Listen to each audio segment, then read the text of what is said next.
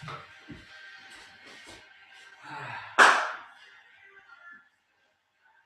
my love.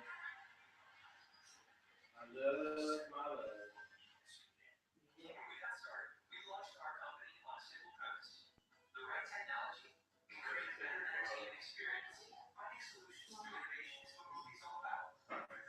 Learn my kids. Thank you.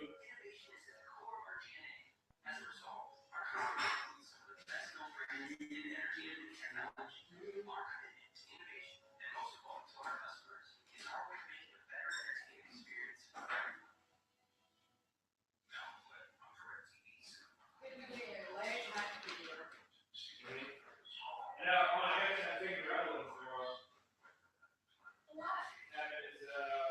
teeth clean and something else, and nails good. You gotta put them under them. Oh my god. Yeah, 16 and 1. So these are like 7. Huh?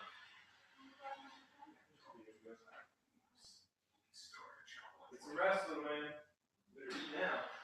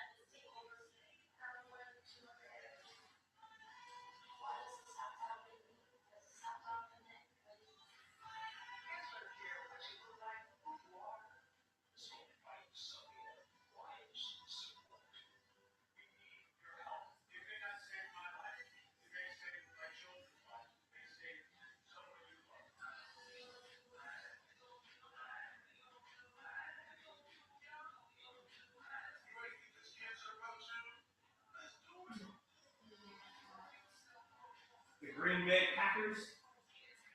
What are you worried about?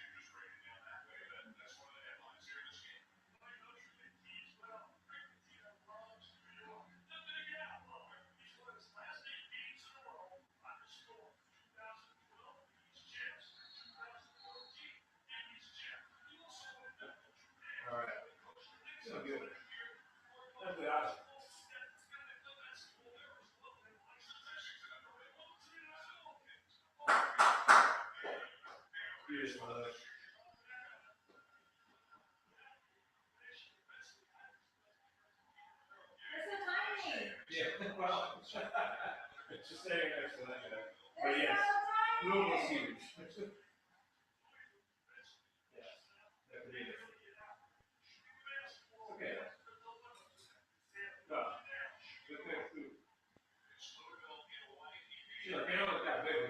They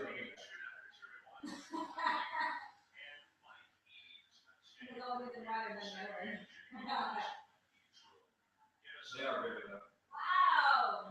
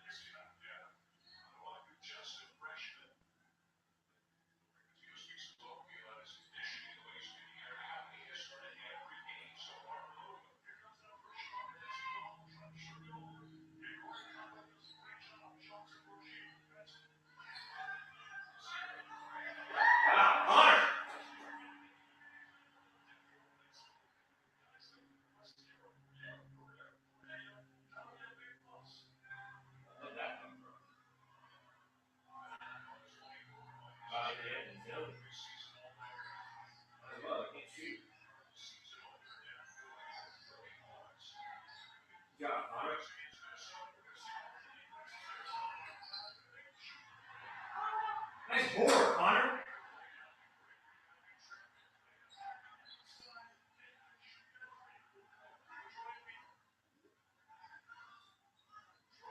Nice job, Troy. All right.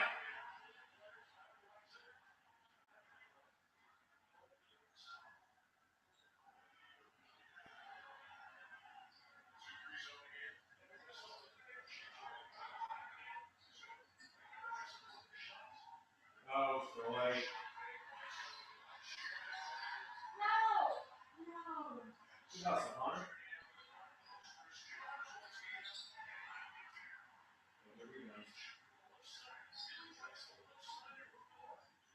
Troy, no.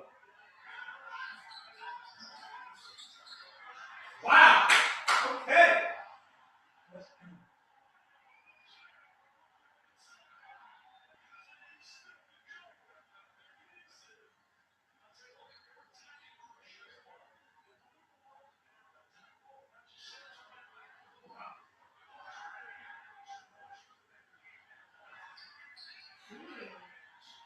So, Yogi.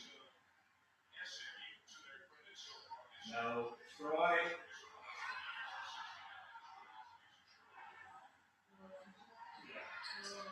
He's excited. He's getting the alert.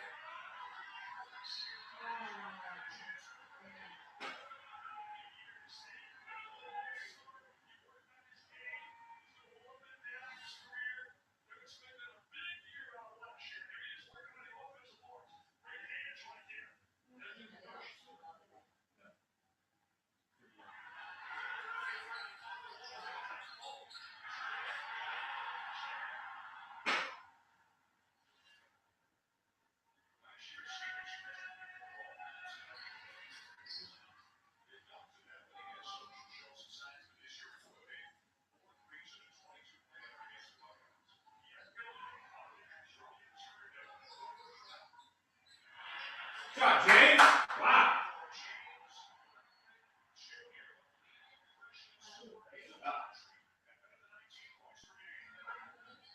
Oh, James, you back.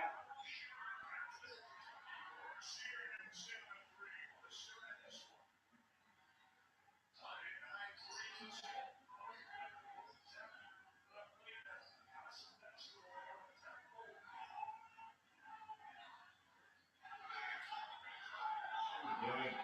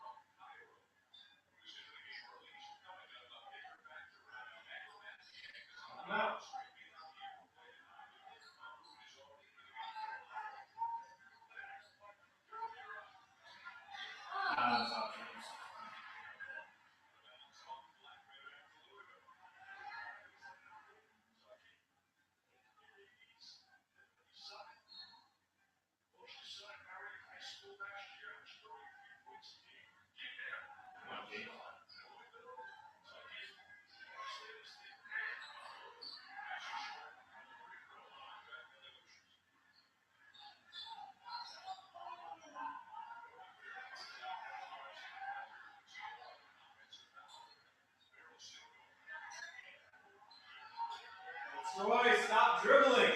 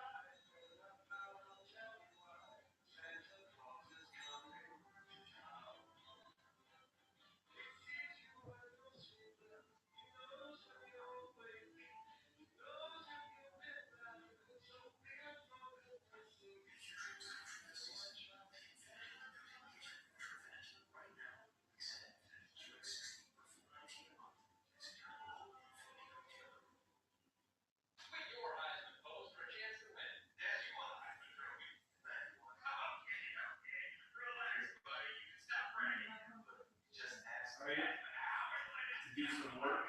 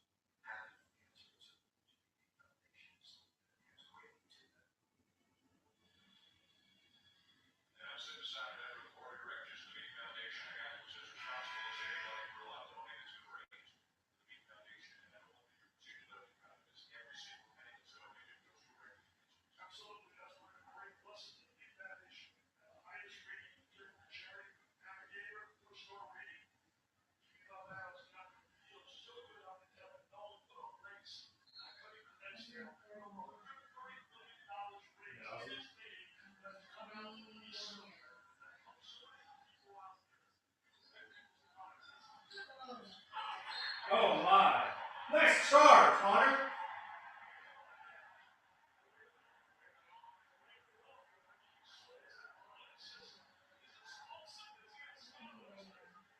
Good charge.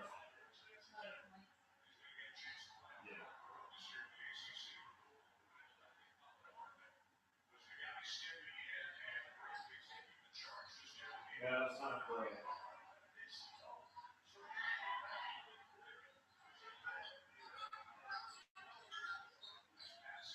Nice job, Connor. Wow. Those hands.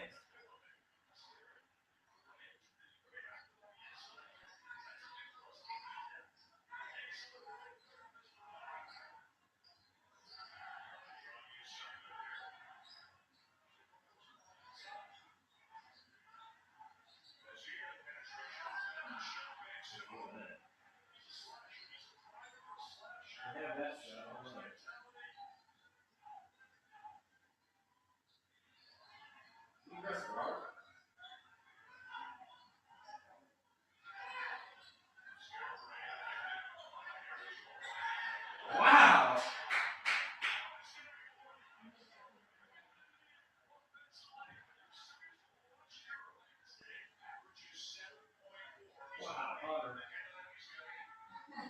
Good Lord.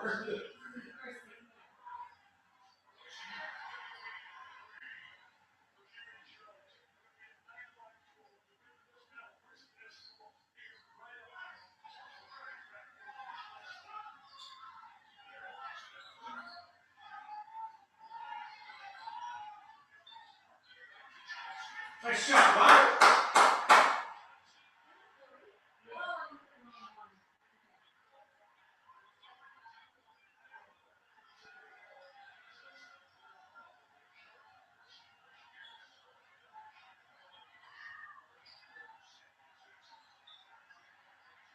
Get the rebound.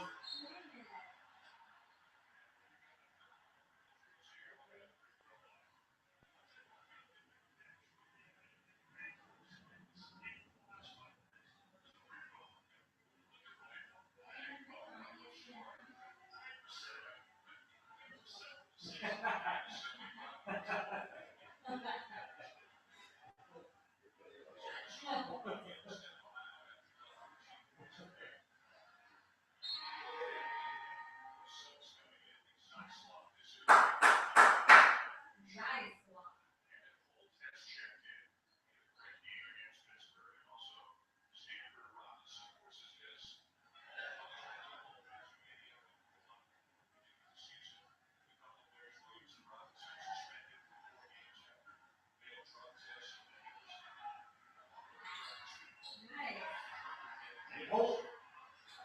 Come on, Stan.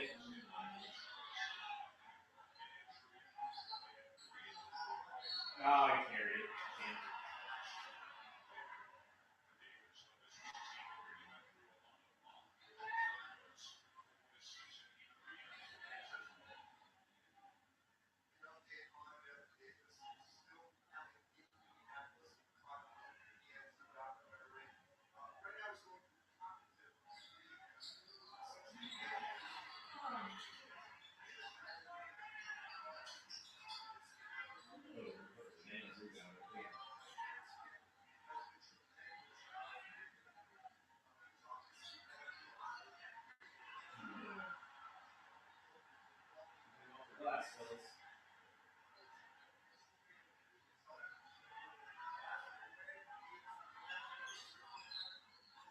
Hit it, Ice Lock.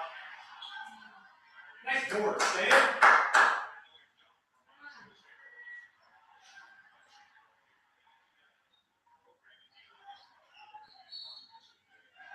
All right.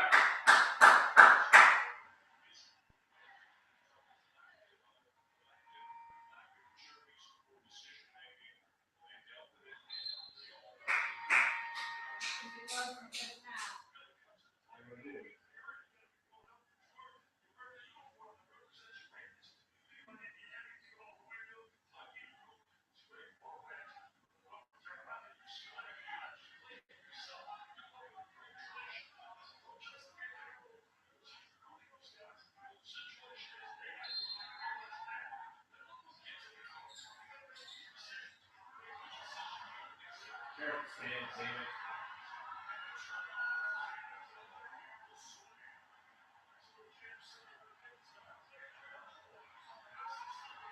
Oh, time out. Time out.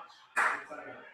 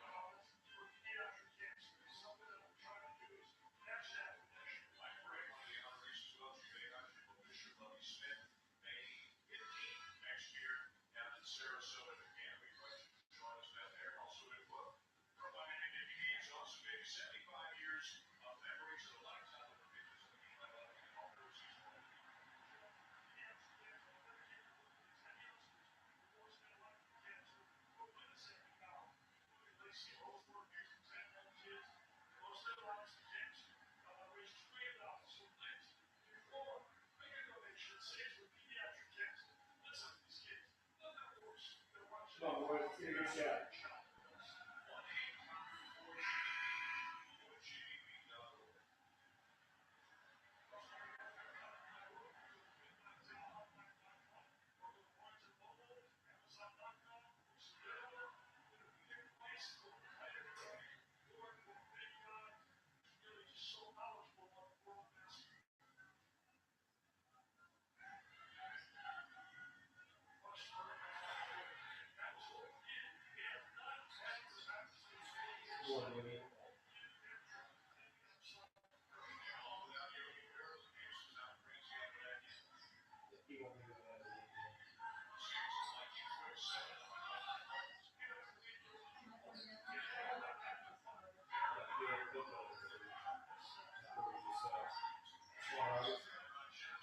Nice. There you go.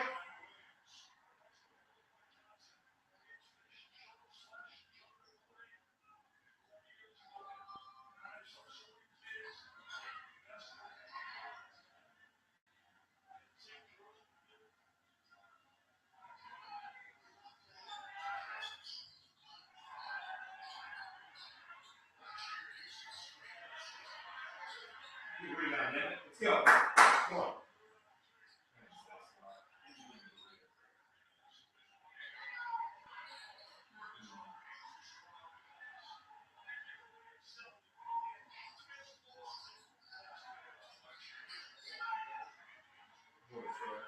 Throw it, give it up. Shoot it. Yogi. Nice one. There you go.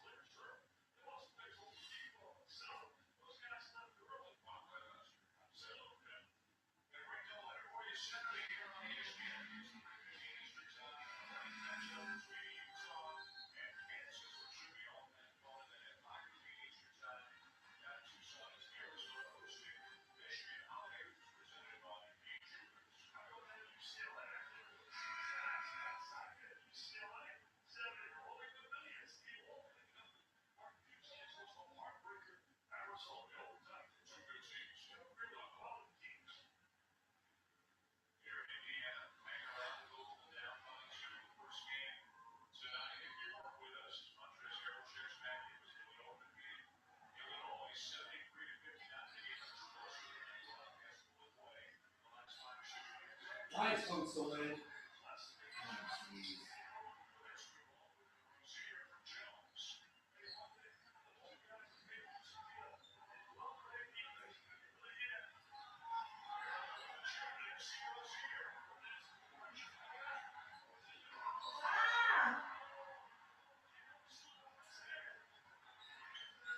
Hey, Yogi. Bam, baby! Good job, Yogi.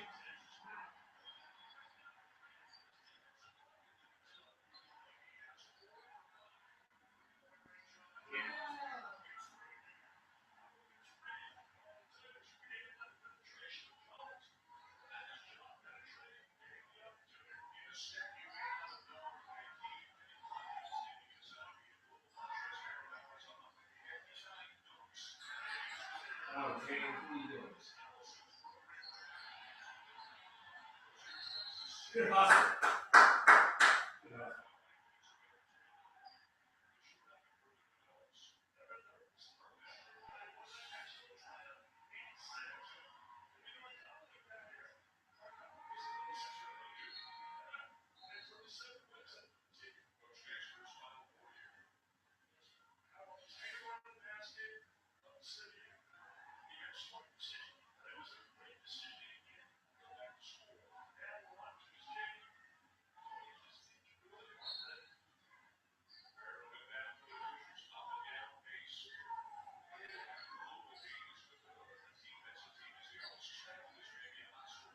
Why is Coach still playing?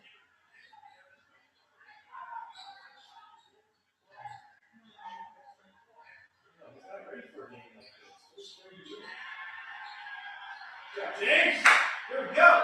Hey, we'll take a little block.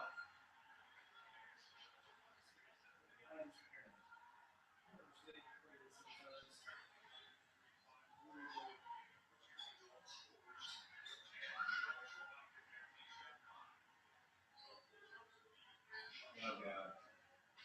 Troy, relax. Hustle! Yeah!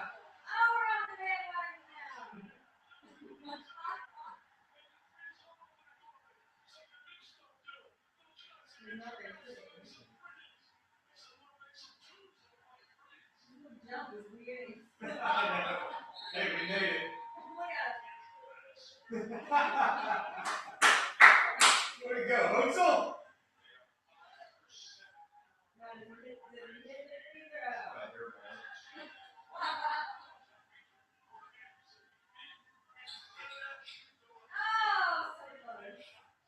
This game is awesome.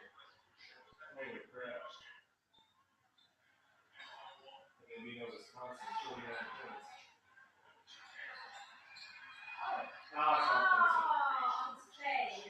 Grab it.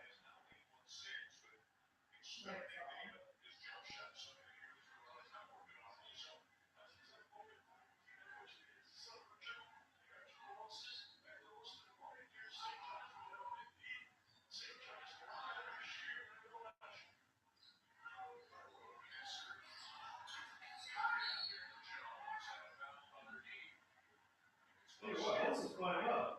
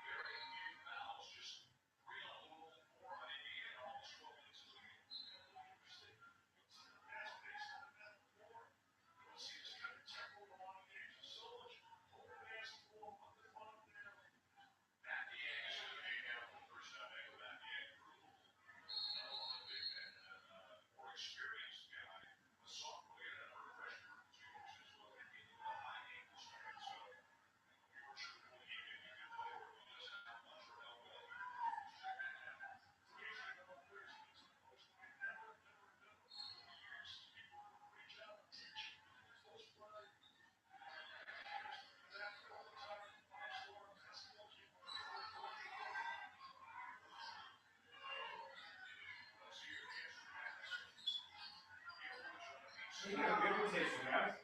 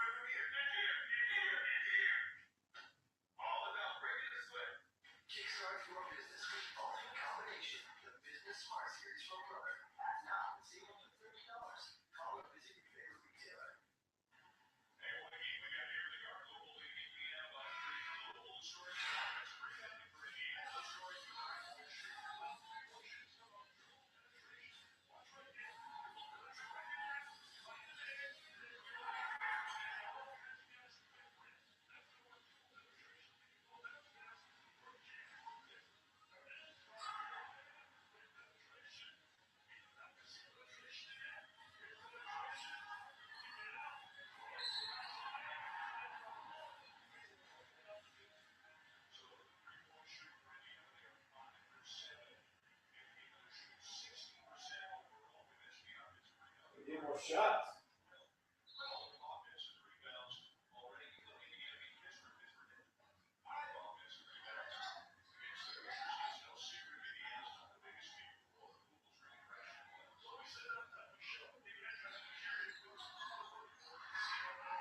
You can't just let him drive in there like that.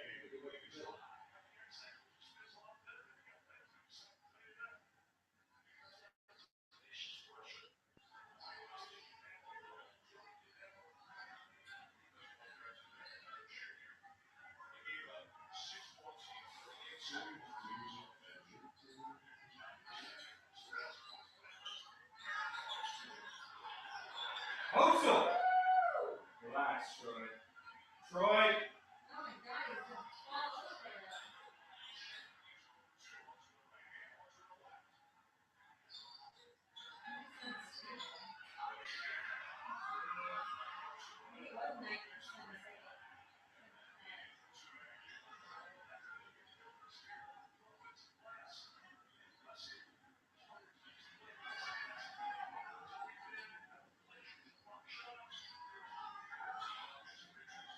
Nice pass, Yogi.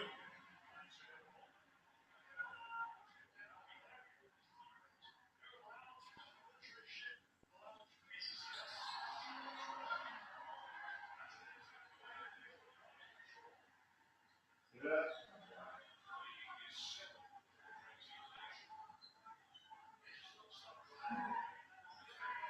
Troy can be so good, he just needs to stop dribbling. Ever.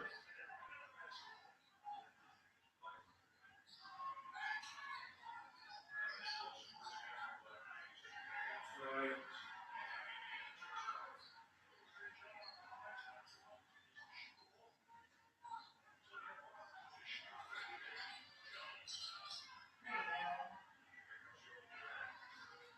Wow. Thank you.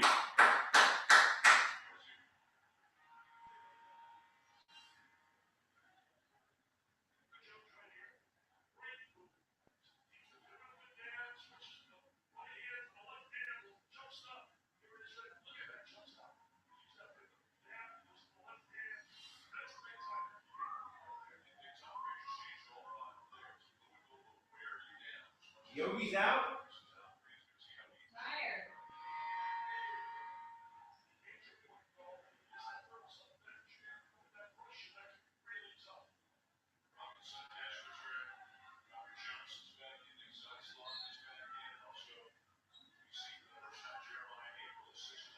Jeremiah, April was in.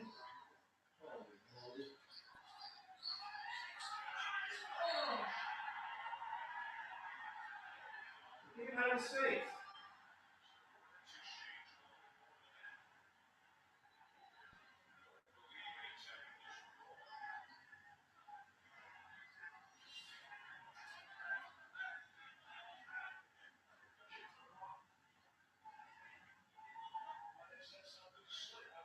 Get him out of his face. Good for you, Rob.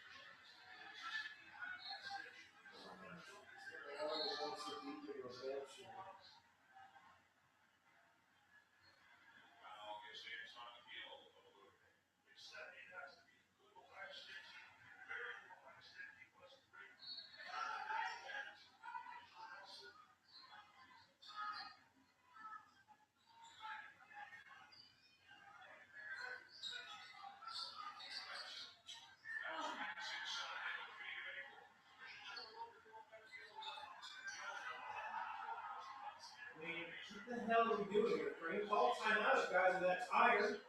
Don't put this lineup in. You have to give them a chance. How do you take Yogi and Blackman out? I mean, what do you want Robert to do?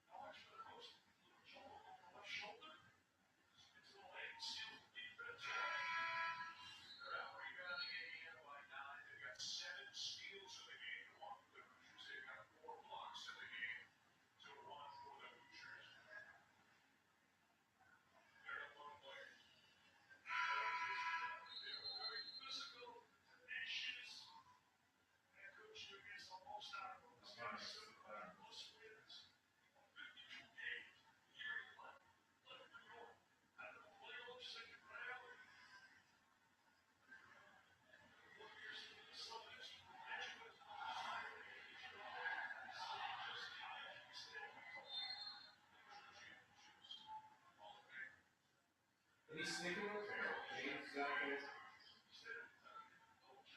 No, really.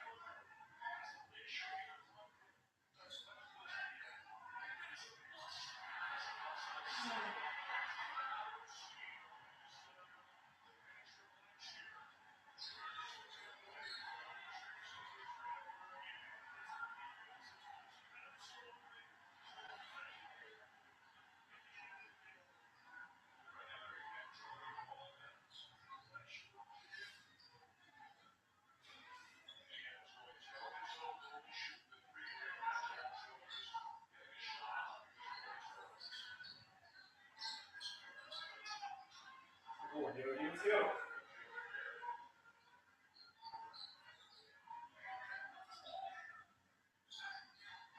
Hey, guys.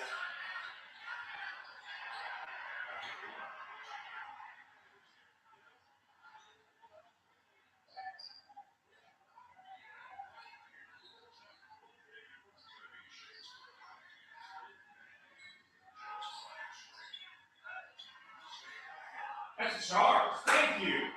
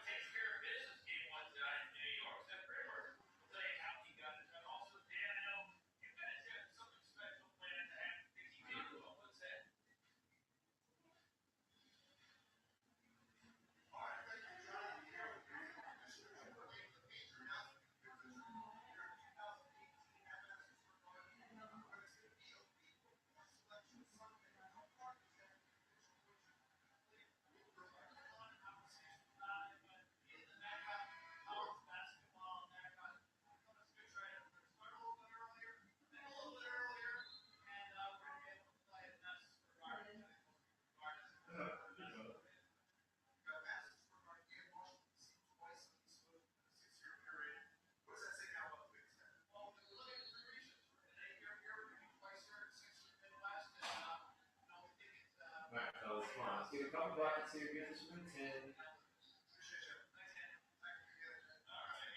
Not even game.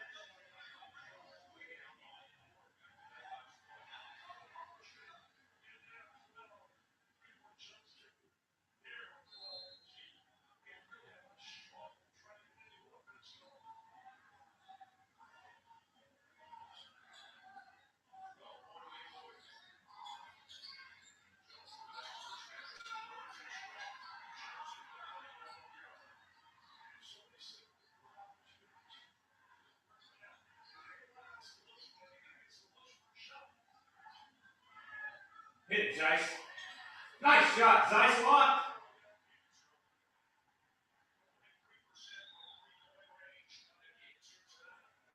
This is 9. Here we go, boys.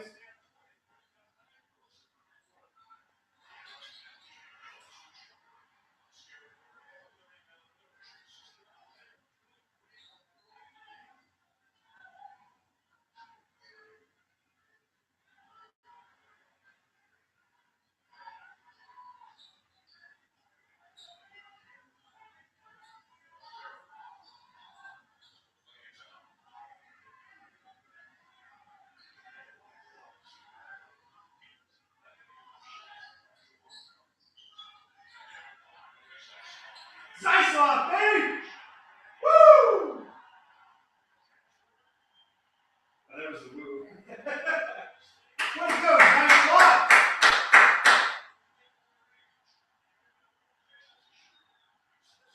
7-0 run.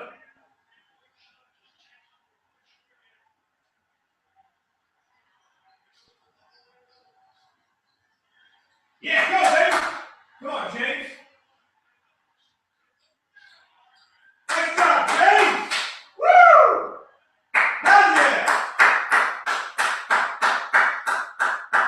Way to go, guys. Way to go.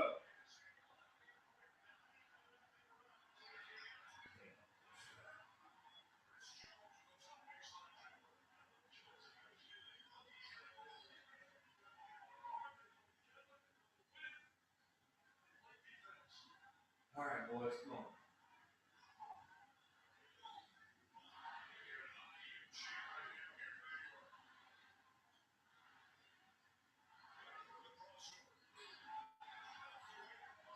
Foul.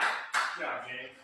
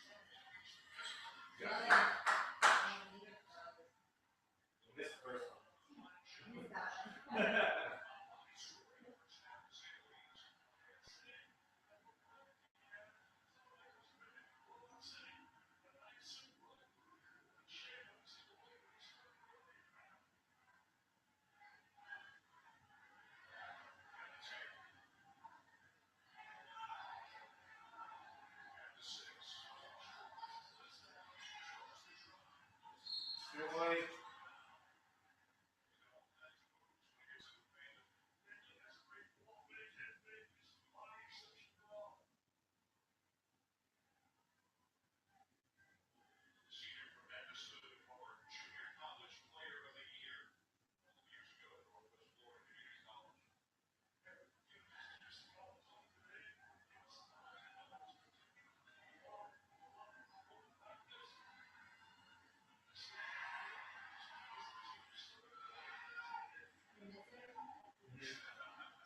Don't give us offensive rebound.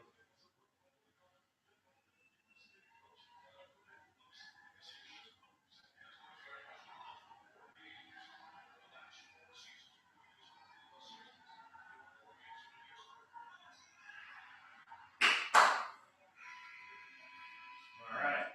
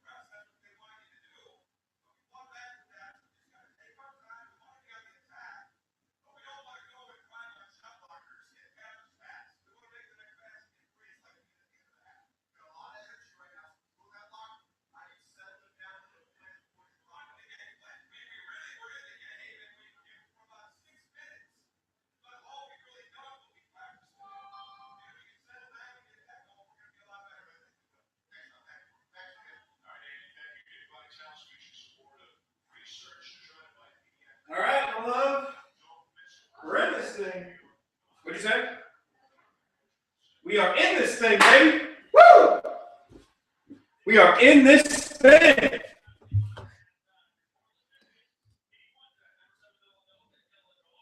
Do do do do do do do do do.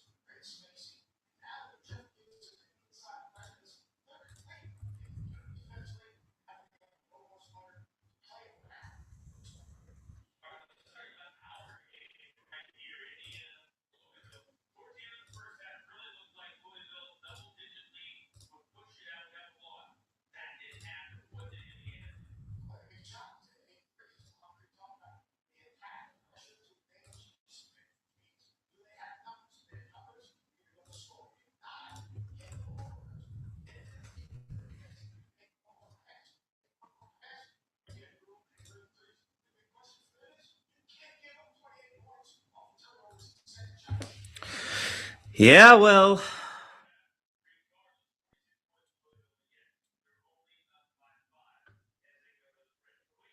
Yeah, I can do that now.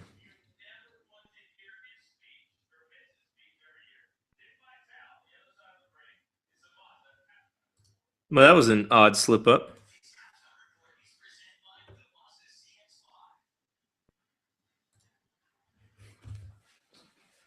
Okay. Come on, Hoosiers.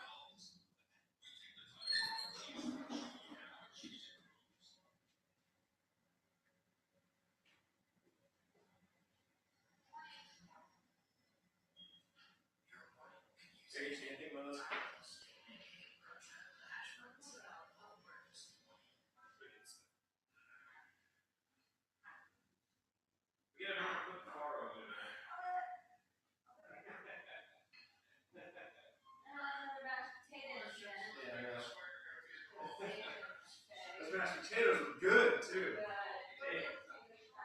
right, hey, my love. Okay, is this why you want this over here? It's easier to get to.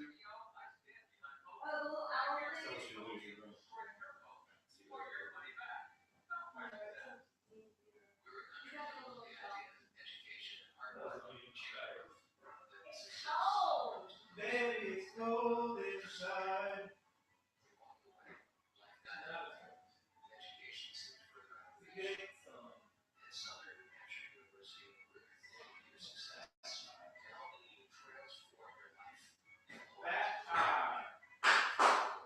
All right, Hoosiers, so far.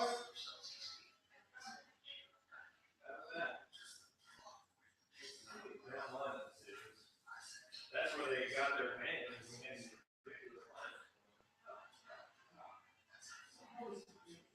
I swear, sometimes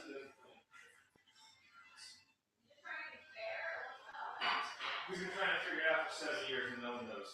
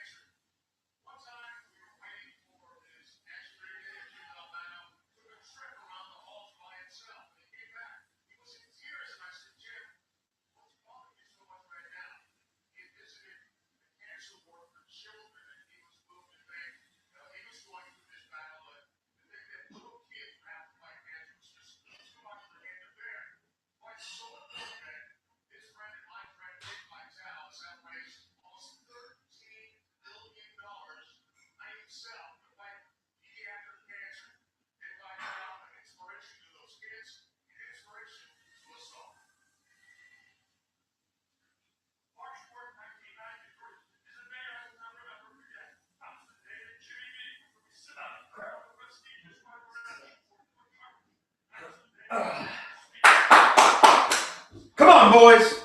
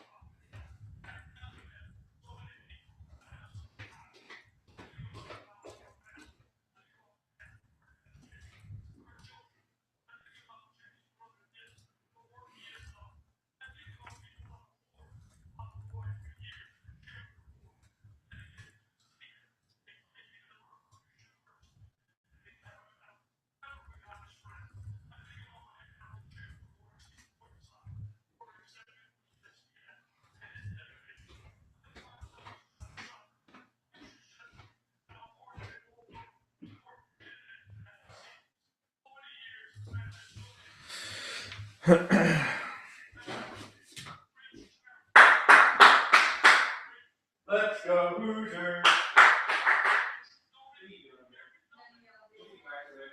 Hot chocolate? Tomorrow? Yes.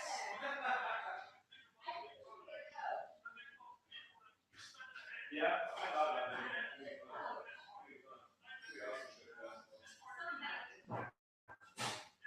It would be fun.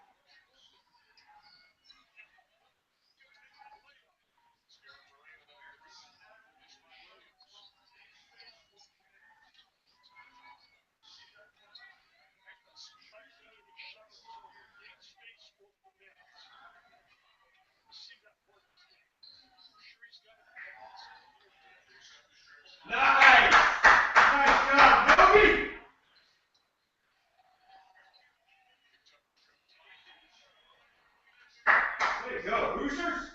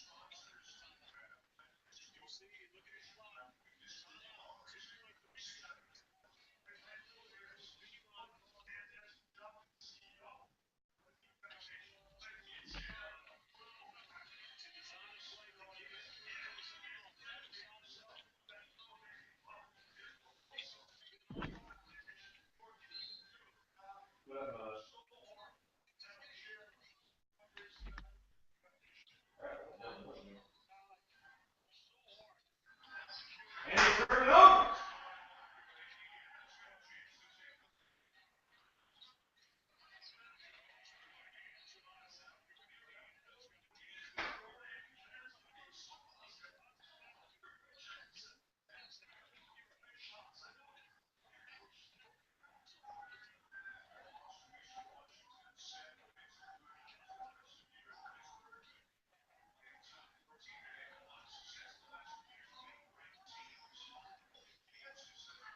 Bam, James!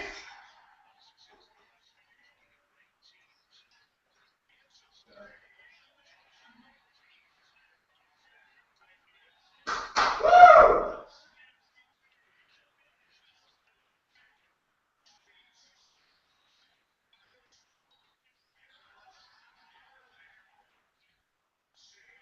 Nice job. Let's go, boys. Go!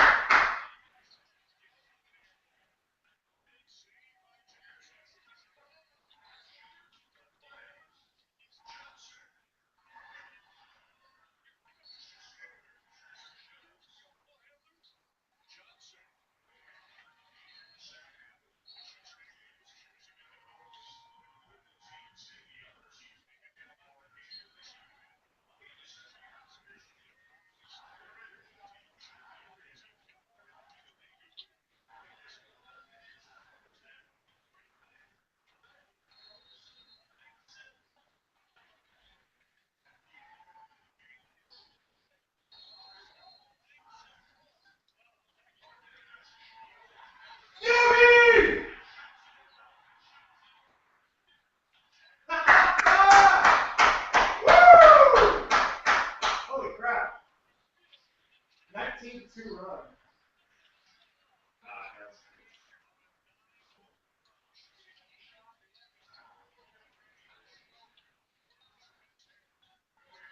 Nice job, Troy.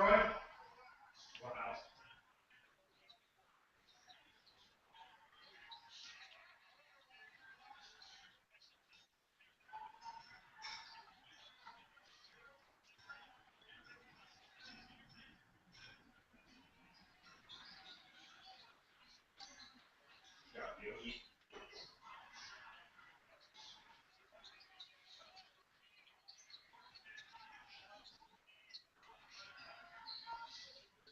Oh, charge.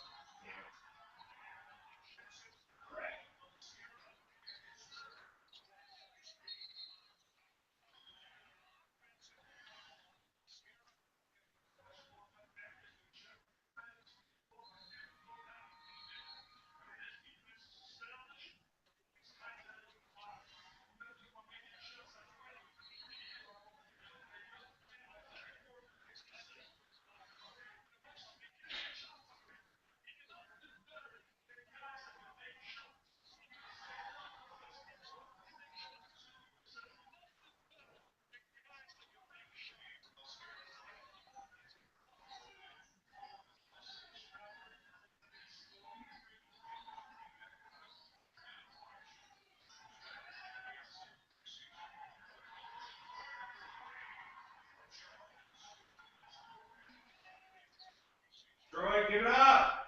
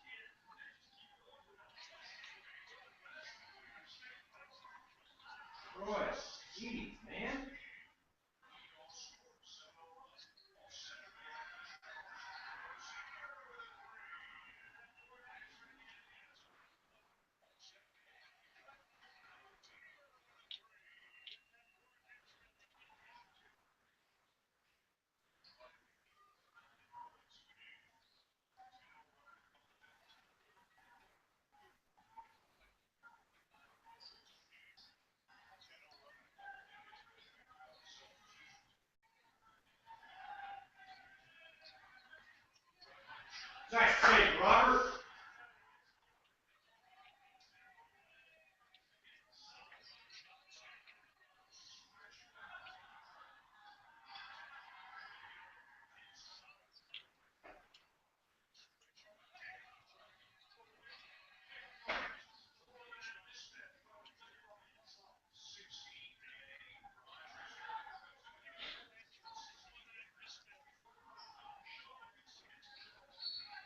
Yeah, there we go.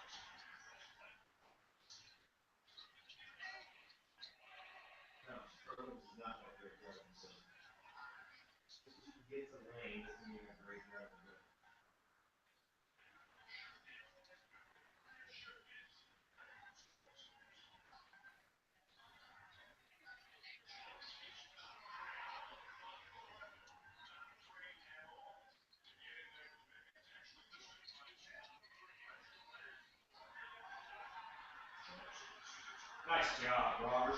Hit it, Robert. Hit it.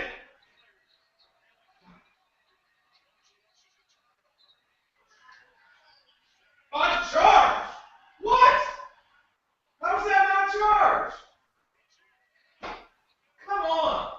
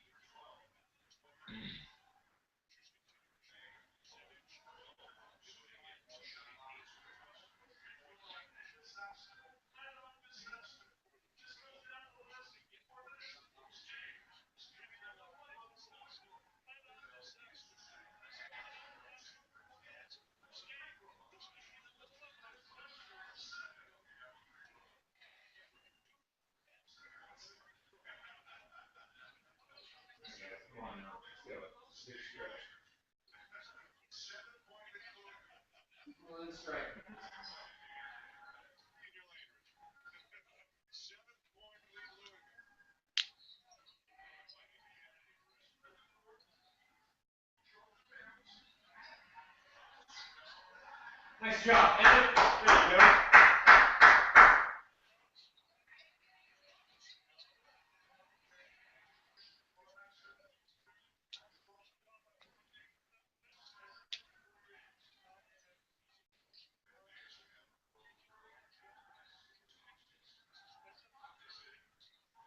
Forward, James. All right, let's go. Come on.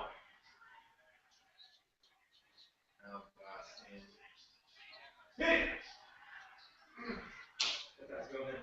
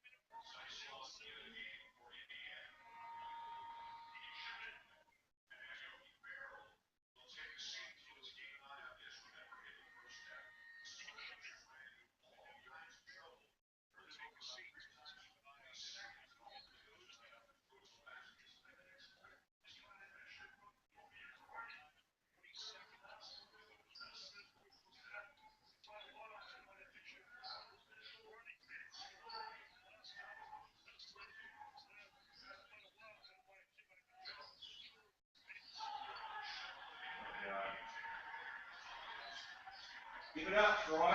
Hit it, James! Make one of those. Oh! Nice block, Hunter! Wow!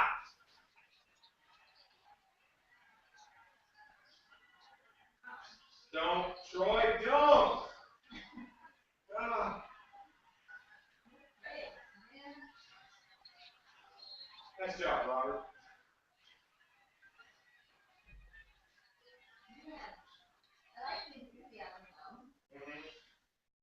What a block by Hunter.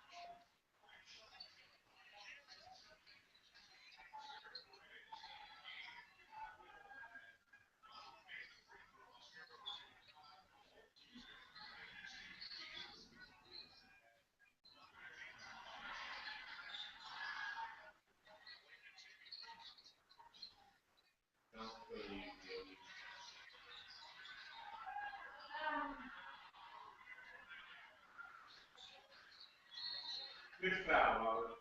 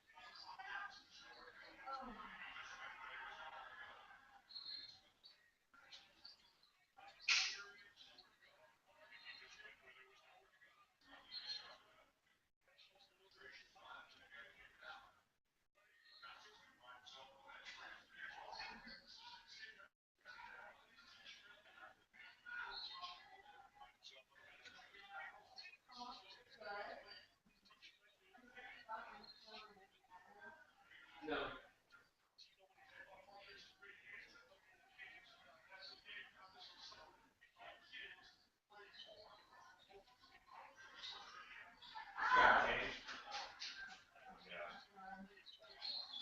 Oh, Jerod. Yes, right. I love Jerod, man. He just needs to stop dribbling. Anytime he dribbles, that's just that. Can you go outside? Is that what you got? Come on. No? You don't go outside?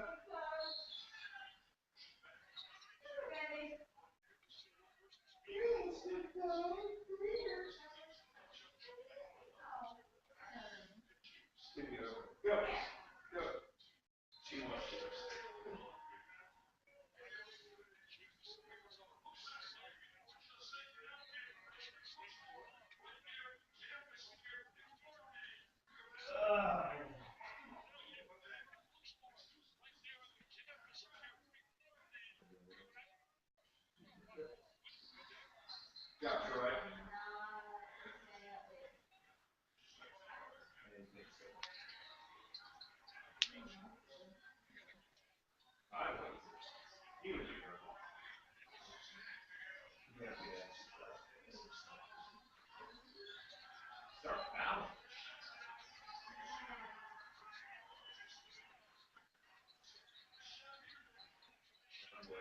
Here he goes. He's aggressive, though. Oh! James Blackman Jr. Wow.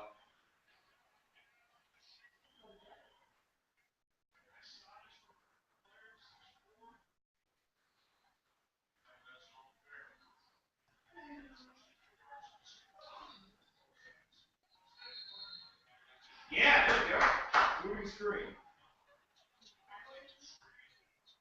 You move. When you screen, you have to stay stationary. Wow.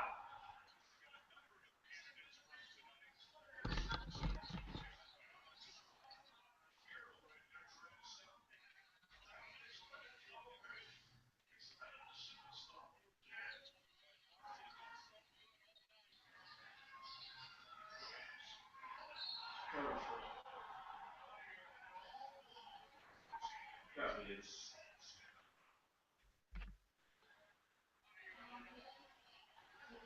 Yeah.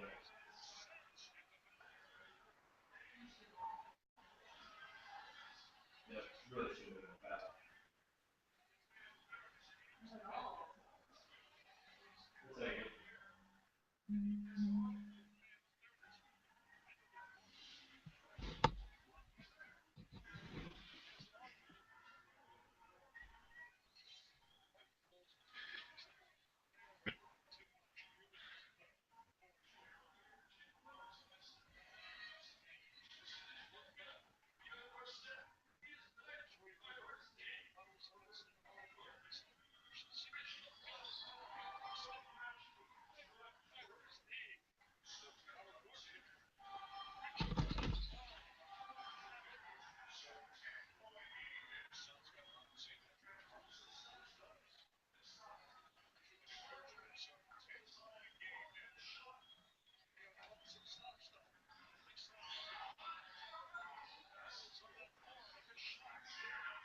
Shots.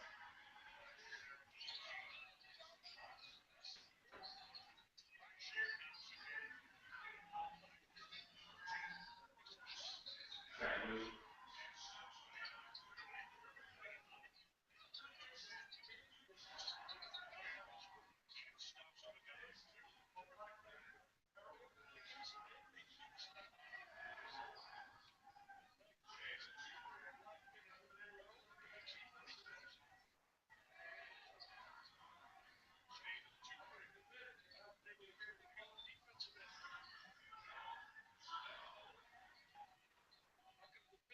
All right, boys, let's go. Get a bucket. Get a bucket somehow.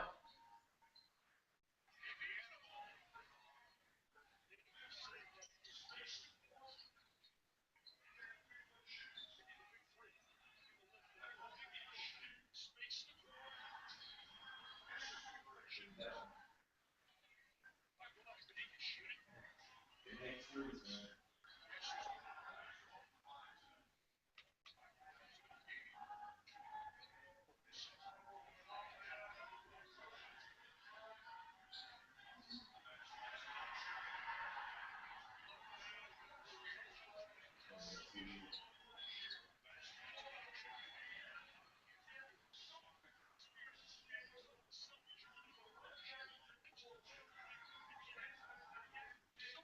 What are we doing? Come on.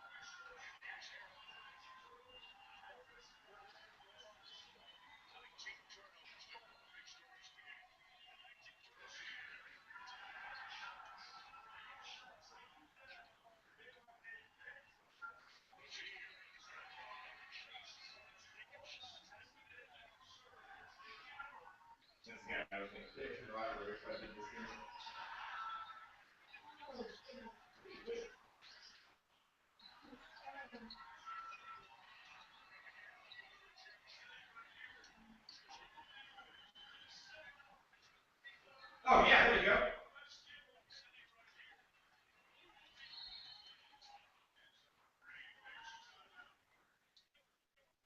Oh, boy.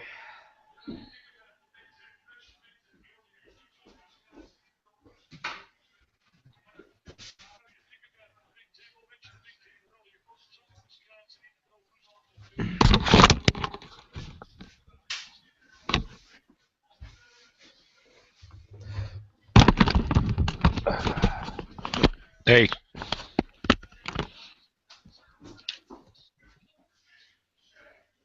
Huh? What can you say about that?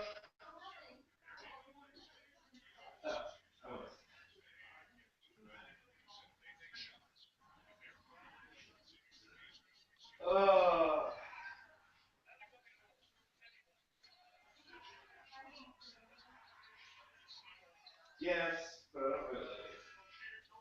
It's okay. Travis and Dusty waited us to wait on you too.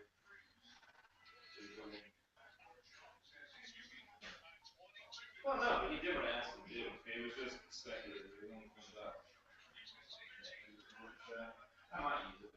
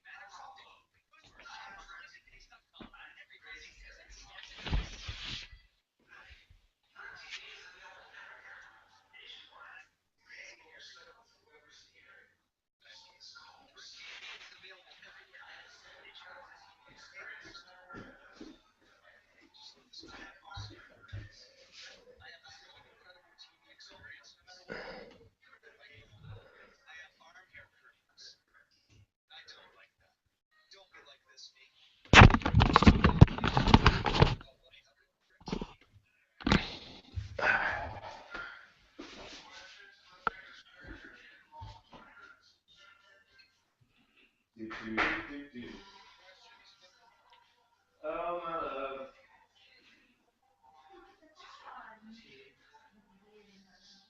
Beer is awesome. You love beer. I don't think so. I don't think so. I think you love beer.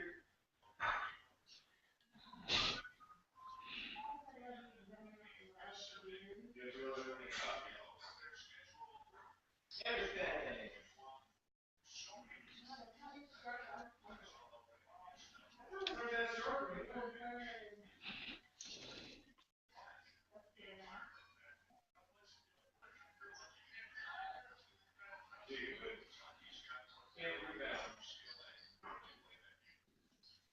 Cannot rebound.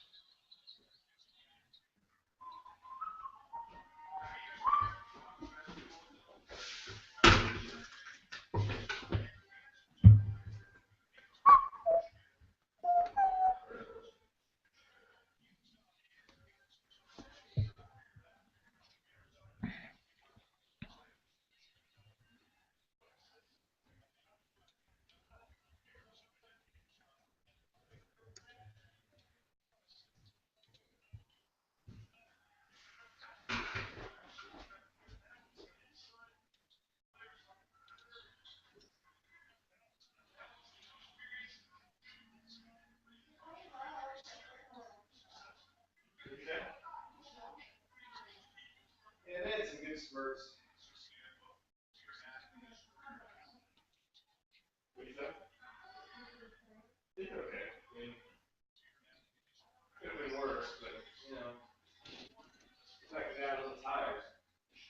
Shot stuff falling. Still can't rebound.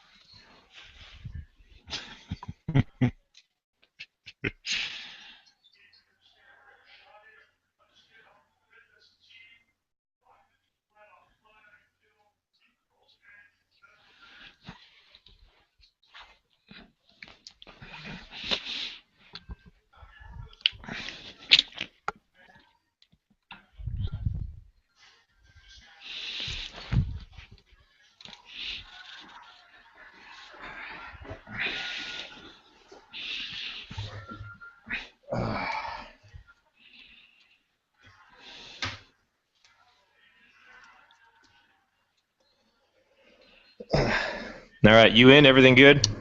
Yep, I'm good. Beautiful. You sound good. Well, so do you. I'm assuming Andy will be here. He was having some technical issues earlier, but all right, let's go watch the end of this. And this thing is already live. I had to start it early because YouTube is doing maintenance tonight. So okay. Well, then people have been getting a whole lot of me just sitting here typing on the computer. So yeah. Yeah. All right, I'll be back in just a second. All right, sounds good.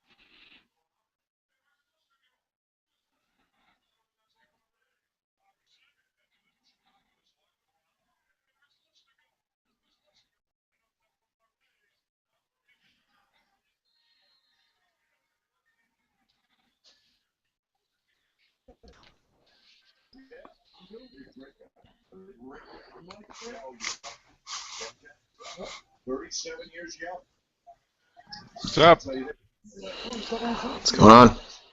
This is apparently live as we speak, so just Sweet. that's All right. that's what I was told. Okay. Fair enough. I just don't want to miss any of these fouls. It's really remarkable. I mean, it's like I can't even.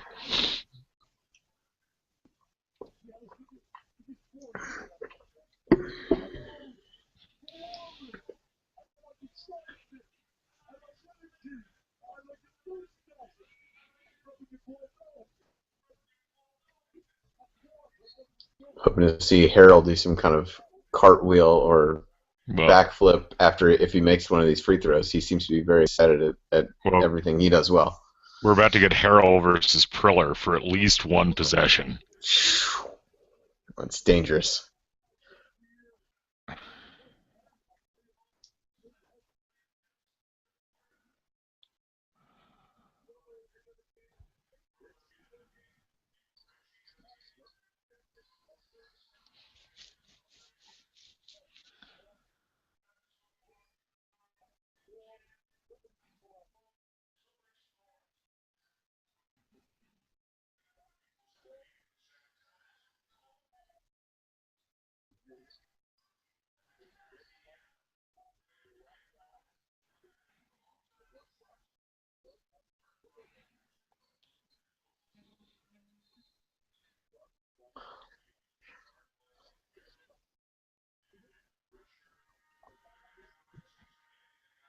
We're not even in the bonus.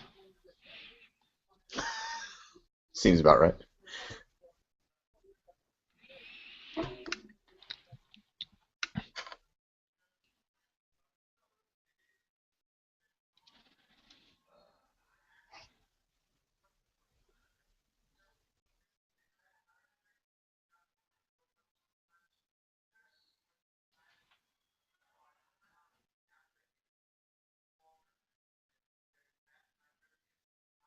Really?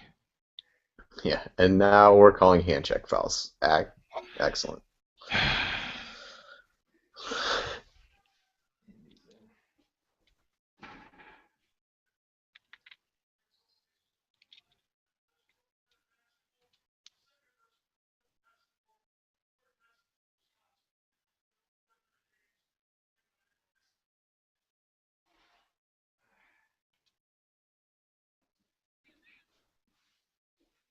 Man. Offensive efficiency dipped to 96.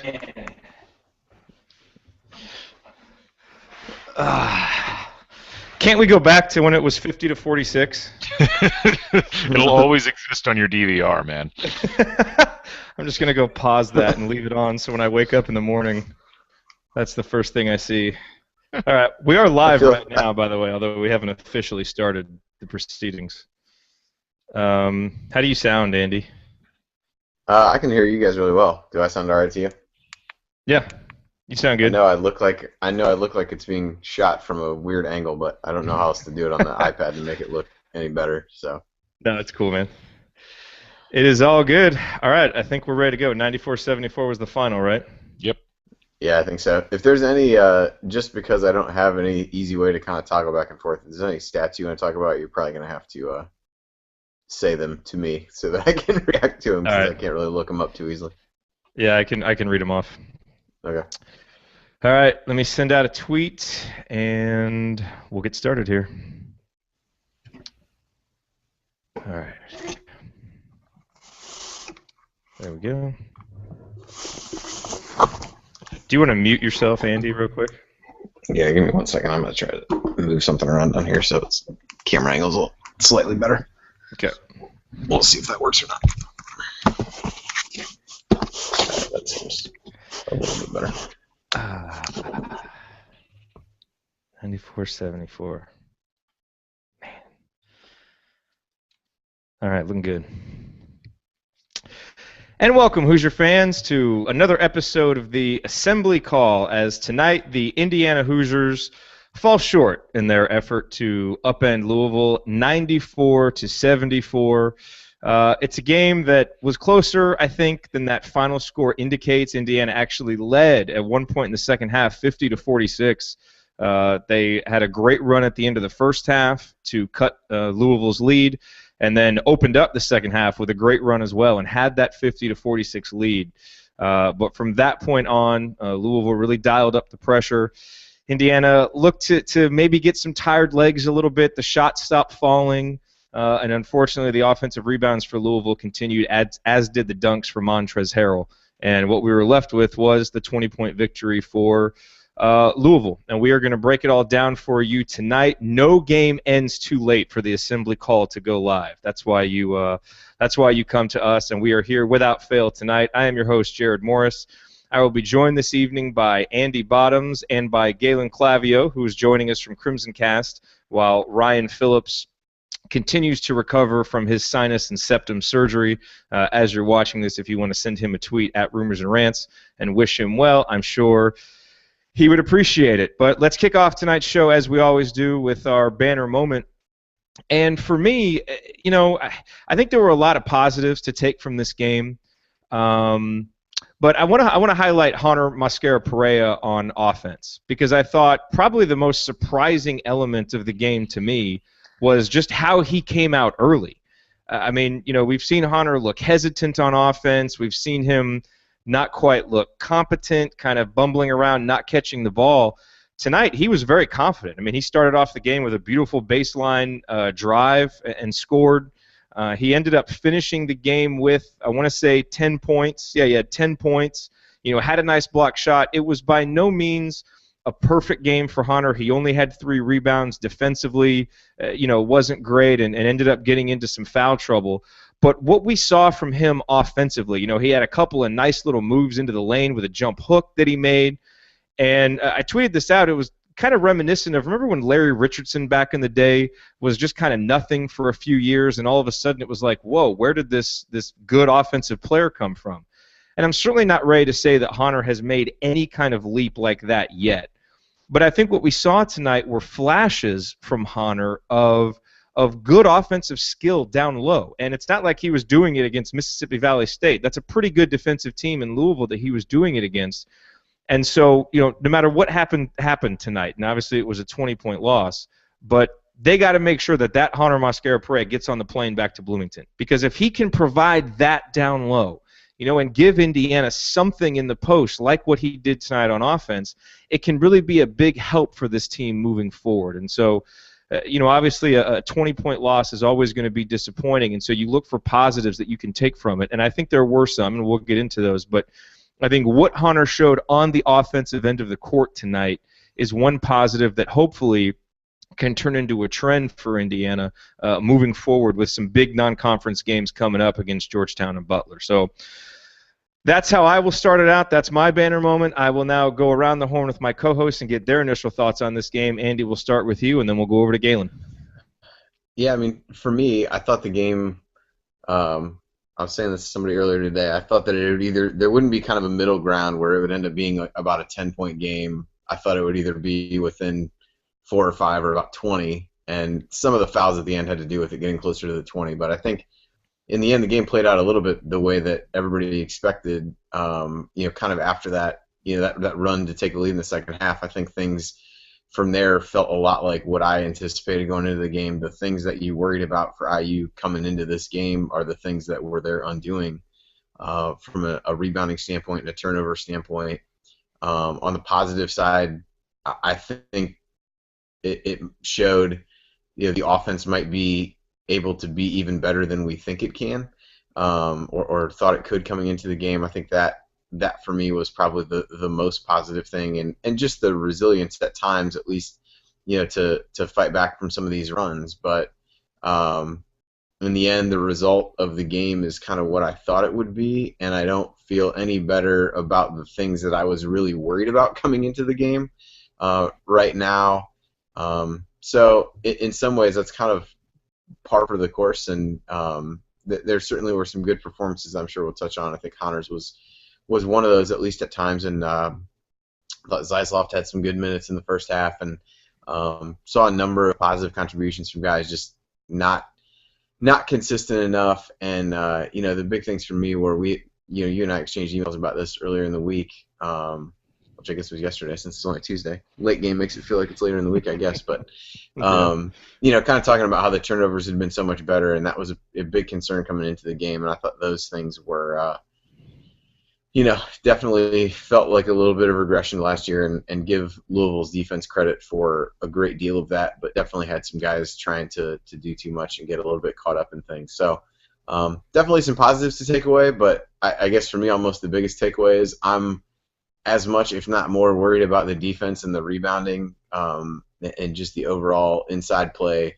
as I was before. And so, yeah, you may not face a ton of guys like Montrezl Harrell, but I think those concerns are those don't appear to be going away anytime soon, and I don't see a lot of answers for those. Galen, what are your initial thoughts on this game? Pretty much in line with what the two of you were talking about. I came into the game not really expecting a blowout. I thought that our shooting and our athleticism would allow us to run with Louisville, and Louisville kind of played right into that. They wanted to play an up-tempo game, and so did we, and it's hard to really get blown out in those sorts of contests. Our shooting was obviously very good in the first half, and that overcame a lot of problems that we were having, including turnovers and defense. And when the shooting went away, we went away. And to me, it was really just as simple as that. And look, it's an interesting game because I feel like nobody had a consistently good game all the way through. You mentioned Hunter, and Hunter, yeah, he scored 10 points and he looked really impressive, but 8 of his 10 points happened in the first 6 minutes of the game.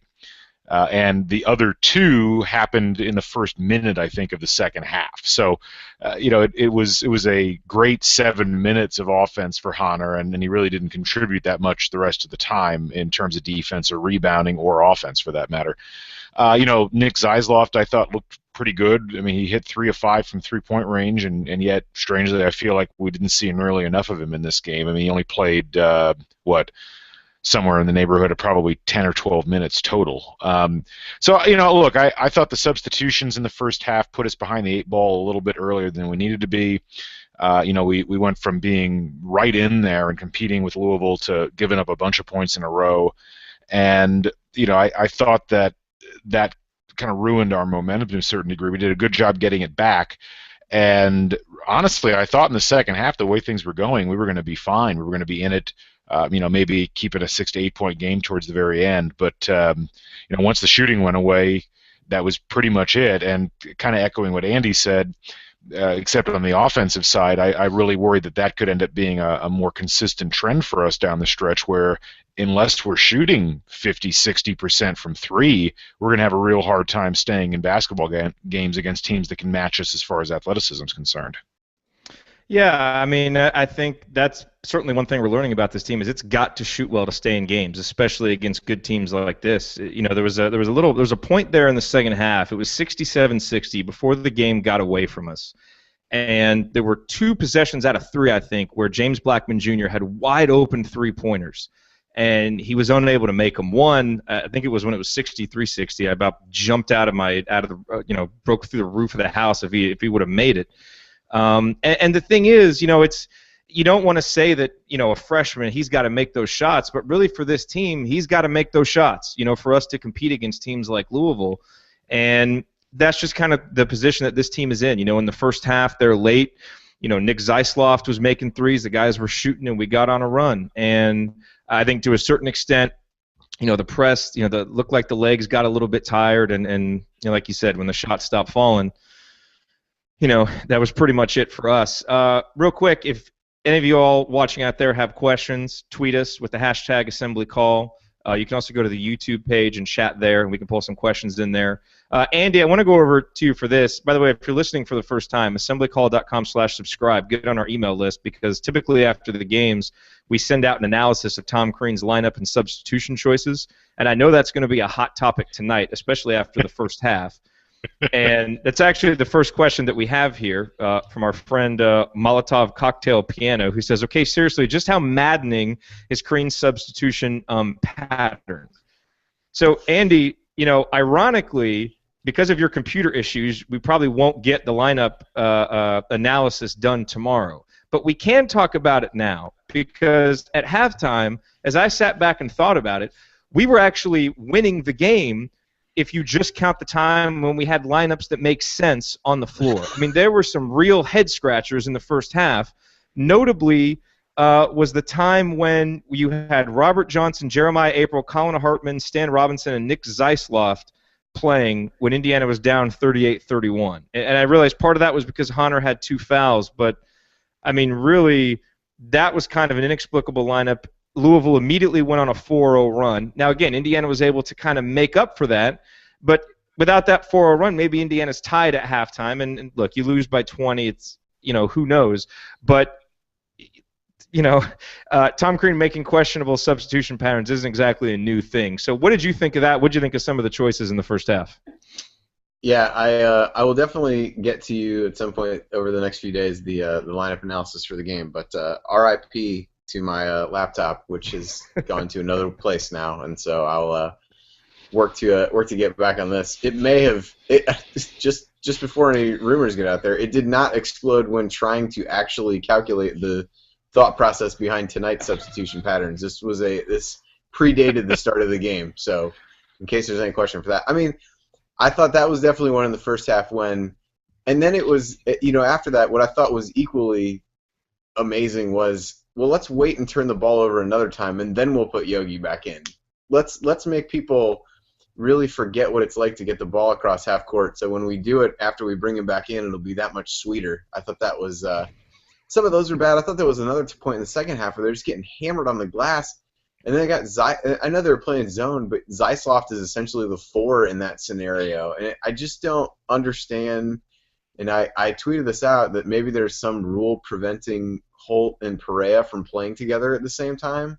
But at that point, there's 10 minutes left. I know Hunter has 3 fouls, but what they'd been trying to do with him, even when him and Williams were in the game, was they really let Williams try to guard Harrell, which was a mismatch on many levels, and let Perea guard whatever other big man that Louisville had in the game, which really wasn't guarding them at all, which was kind of leaving them to stand, to stand alone. It just struck me as at a time when you really can't afford to get any further behind and give up any more second chances, that you're setting yourself up for that. But certainly that lineup in the first half, I tweeted out at the time, like, who in this group is going to score? And you really only at that point had Johnson was the only, real ball handler, I guess trustable ball handler, and even he at times, has shown some issues with that. I definitely thought that one was questionable, and I understand, and people kind of tweeted this back, like some of these guys can't play the whole game. I get it, but there are certain combinations that you want to have a couple of these guys on the floor, and you can mix and match within the way that you go from there. But I think if you've got three guys who you feel like are some of your best guys able to break the press, which is probably Yogi, Robert Johnson, and Blackman, try to keep two of those three out there on the floor at all times. And I definitely thought there were times when the team really struggled when that wasn't the case. And there were definitely no shortage of those kinds of things. I thought even Hotzel playing in the first half. I know you tweeted this out after he hit that three and got fouled. Like, I know everybody was wondering that. I had just said that to my wife. Like, why is he playing a 10th guy right so now did I. in this? And so I was like, why is Hotzel in? And he makes the three, and Heather's watching with me, and she's like, that's why. I was like, hey, you know what? Can't say anything. Yep. Yeah. Sometimes they work out, but I definitely thought there were times when just certain combinations, I feel like you just have to keep at least a couple of these guys out there, because scoring is so important for this team. I know that sounds like a stupid thing to say. It's important for every team. This team has so little margin for error because of the way that they are able to defend and the way that they rebound, that to have any extended period of time where you don't have at least two of your top 3 to 4 scorers on the court at any given point is insane to me, because there's no way the guys you're bringing in aren't so much better defensively that they can make up for it. Galen, we certainly can't move on without getting your thoughts on this. Oh, yes. Well, it's funny. Andy hit a lot of the line change stuff that we saw, so I'll kind of leave that to the side. But I will say this. If you know you have depth problems, and we know that this IU team does have depth problems, then why decide to run with Louisville at a breakneck pace? I mean, that doesn't make a whole lot of sense. Like, if you know that you really don't have the guys that you can shuffle in that can play effective defense and play offense against this particular team, then you have to take some steps to make sure that you don't have to go 10 or 11 deep on your bench. And I've never really understood in games like this why we go that direction.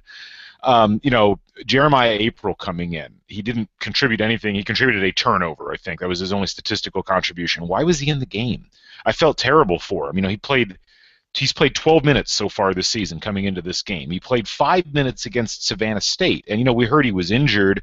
Okay, fair enough. But then don't put him in this game. He didn't look like he could handle much of anything out there. And, to me, that seemed like a really questionable thing, because you're not getting anything out of him on the floor at that stage. You're giving yourself a defensive liability, and you're not really getting anything on the offensive end either. Stan Robinson playing as much as he did. Stan had a rough game. I don't think there's any question to that. He had 5 turnovers in the game, and I felt bad for him because he just did not seem to be mentally quite there and able to contribute. He had one nice basket, a nice reverse layup, and I was happy to see that. But the substitution patterns, as the initial tweet asked about, sometimes they make sense. Like that run at the end of the first half, or the last 3 minutes or so, when they cut the lead from 13 down to whatever it was, 4 or something like that. That looked really good, and Korean had the right players on the floor. They were doing the right things. They knew what they were doing. And then for the first part of the second half, it was the same thing. You had a nice group out there that knew what they were doing, and as soon as that started to shift, it's like we went away, and again, it's kind of where the shooting went away as well. So it is really frustrating, and it's not just this game. It seems to be a lot of games over the course of the last few years that we've seen this sort of thing happen. We mentioned the shooting numbers earlier, and I just want to pull out a few numbers here if you want to know why a 5-point deficit at halftime turned into a 20-point loss. In the first half, Indiana shot 55% from the field, and 7 of 10 from three-point range, so an effective field goal percentage of 67.2%. For the game, Indiana ended up shooting 47.5% and 40% from three-point range. They were 8 of 20 from downtown in the game, so they went 1 of 10 from downtown in the second half, finished with an effective field goal percentage of 54.1%. And that's just not going to get it done for this team. You know, I mean, I think the shooting numbers kept a minute in the first half, and we shot ourselves out of the game in the second half. Actually took care of the ball a little bit better in the second half. The rebounding didn't get any better, and the dunk prevention didn't really get any better. But, you know, if we just you know, I was about to say, if we make those shots, well, you're typically not going to shoot 70% from downtown and shoot quite that well. So I guess we can't say that. Okay, so Joel, who did a great job guest hosting with me on the last show, brings up a topic that I want to cover with both you guys, and that is thoughts on Troy and Stan seeming to regress or just poor competition made them seem to shine. And this kind of goes with what I wrote about on the blog, which is what I think is the pretty simple secret for unlocking their potential. And that's the mindset. You know, for Troy, it's understanding what he does when he plays well, which is be a finisher and let the creators create. Work the baseline, you know, get putbacks, let other guys set him up for high percentage shots as opposed to him dribbling, initiating the offense, and trying to drive in and throw up some kind of wild shot. I know he made one of them tonight, but clearly him doing that led to more turnovers and high percentage shots than it did good things. And Stan, he did such a good job in the Savannah State game of penetrating and looking to create for other people. That's why he had 5 assists. I thought it was, you know, one of the better games we've seen him play. And Galen, as you said, you know, he looked a little out of sorts tonight. And part of that, of course, is the defense is much, much better. But I thought he went back a little bit more to trying to drive to score instead of create. And it did lead to that one beautiful move. I mean, Stan and Troy have immense talent, and they show you those flashes or they make these crazy shots, but that's not sustainable.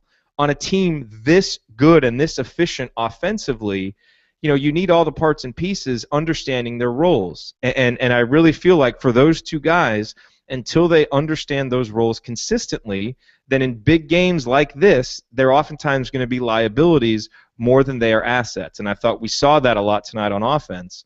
And I think both those guys are capable of more. I know, you know, people talking bad about him on Twitter. You know, no, yes, Stan needs to play. He shouldn't be sitting the bench. And Troy brings a lot of good things to the table, but they can do more. And I think that's why I get frustrated by this, because it seems like such a simple mindset change, but they don't really seem to be able to do it consistently. So I'd like to get both your thoughts on those guys, because clearly this wasn't a great game for either one of them, and I just don't know how we beat a team with Louisville's athleticism without those two guys, who are two of our most athletic players, two of our more experienced players, being, you know, contributing in a more positive way. Andy, your thoughts, and then Galen, I want to get yours too. Yeah, I mean, I think it was. I felt a little bit different with both of them. I know they showed some of the same tendencies in terms of being a little bit out of control. I felt like maybe this was by design on Louisville's part. Maybe it wasn't. It definitely felt like Williams was a guy that they were willing to let get the ball in the backcourt, and if IU was going to have him bring it up, they were more than happy to let that happen, because by and large, very little good happened for IU in those scenarios. As you mentioned, he made that one, you know, kind of running layup in the beginning of the second half, and I think he was the guy who dished to Hotzel for that three we talked about earlier. But by and large, when he got into the open court, nothing good happened, because he just is still at this point in his career unable to kind of get control of what he needs to do and figure things out in that regard. And I also thought that was a case where, you know, not to harp too much on the coaching, but I don't know that Troy needed to be out of the game, but he didn't need to be in the position that he was, where he was the guy bringing the ball up the floor a lot, because every time, I mean, he's at the opposite foul line, and I'm already going, no, no, no, no. And so I thought he definitely tried to do way too much. And I think Stan kind of tried to do too much, but I view it a little bit more as like what Galen said. He just didn't seem very like into the game, didn't seem sharp at all, which to me is a little bit different than what Williams was trying to do, and neither was particularly effective. But there was just a kind of lack of focus, it felt like, there, versus where Williams, I thought, was focused and really into the game, just couldn't get control of himself and almost like couldn't stop himself from doing things he may have known deep inside that he didn't need to do. But there were definitely a lot of damn it Troy moments, as I said tonight. I felt like I was saying that a lot. And I think those are guys where we can talk about it being a young team and everything else. Those guys got a lot of playing time as freshmen. And for better or worse, they're going to be relied upon as guys who are the quote-unquote veterans on this team. And I definitely thought that they did very little to kind of calm everybody down during the game tonight. And I think Stan is a guy, like you said, who can be really important in a game like this because he can put on some more defensive pressure, which they're desperately going to need over the course of time. But he really didn't give himself a chance to do that because he took such poor care of the ball during the time he was on the offensive end. You couldn't stomach that in exchange for being able to get a little bit better defense out there.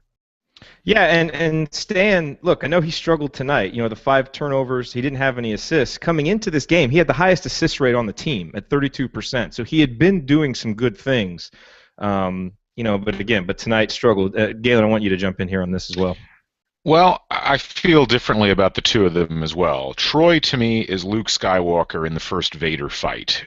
He's got ability, but he just can't keep it under control. I mean, for every good shot that he puts up or every nifty move down the baseline to the basket, it's almost canceled out by a dumb turnover or losing the basketball or losing his man on defense. It's something that a lot of young athletic players are going to struggle with, and I think as a sophomore, he's still learning his way, and I think he's got the ability to eventually develop into a really good basketball player. I just think that he's still a ways away from that at this stage.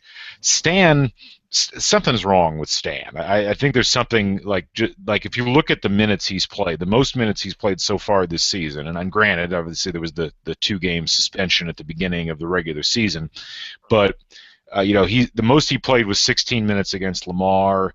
He played 13 against Savannah State. He just hasn't been in the games that much, and that has to be coming out of practice.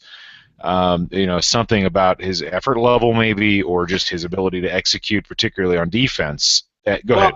Well, but the thing is, Tom Crean in the press conference last game singled Stan out for praise about his work ethic. Well, and that's fair, but I think if his work ethic was really as good as Crean was claiming it was, he'd be playing him a lot more at this point. And maybe, I guess, both of these guys I do think tie into one issue that I have with this team, and it's one that we talked about on the Crimson Cast preview this year, which is they are both pieces that don't really fit well into what Crean seems to be trying to do with the roster, if that makes any sense. I mean, when Troy's on the floor, we're playing, he's kind of in his own unique position. Honnor's in the post, and then you've got the 3 guards, and then Williams kind of runs the baseline and just does that stuff there. When he's out of the game, we completely change what we're doing as far as playing, particularly on offense.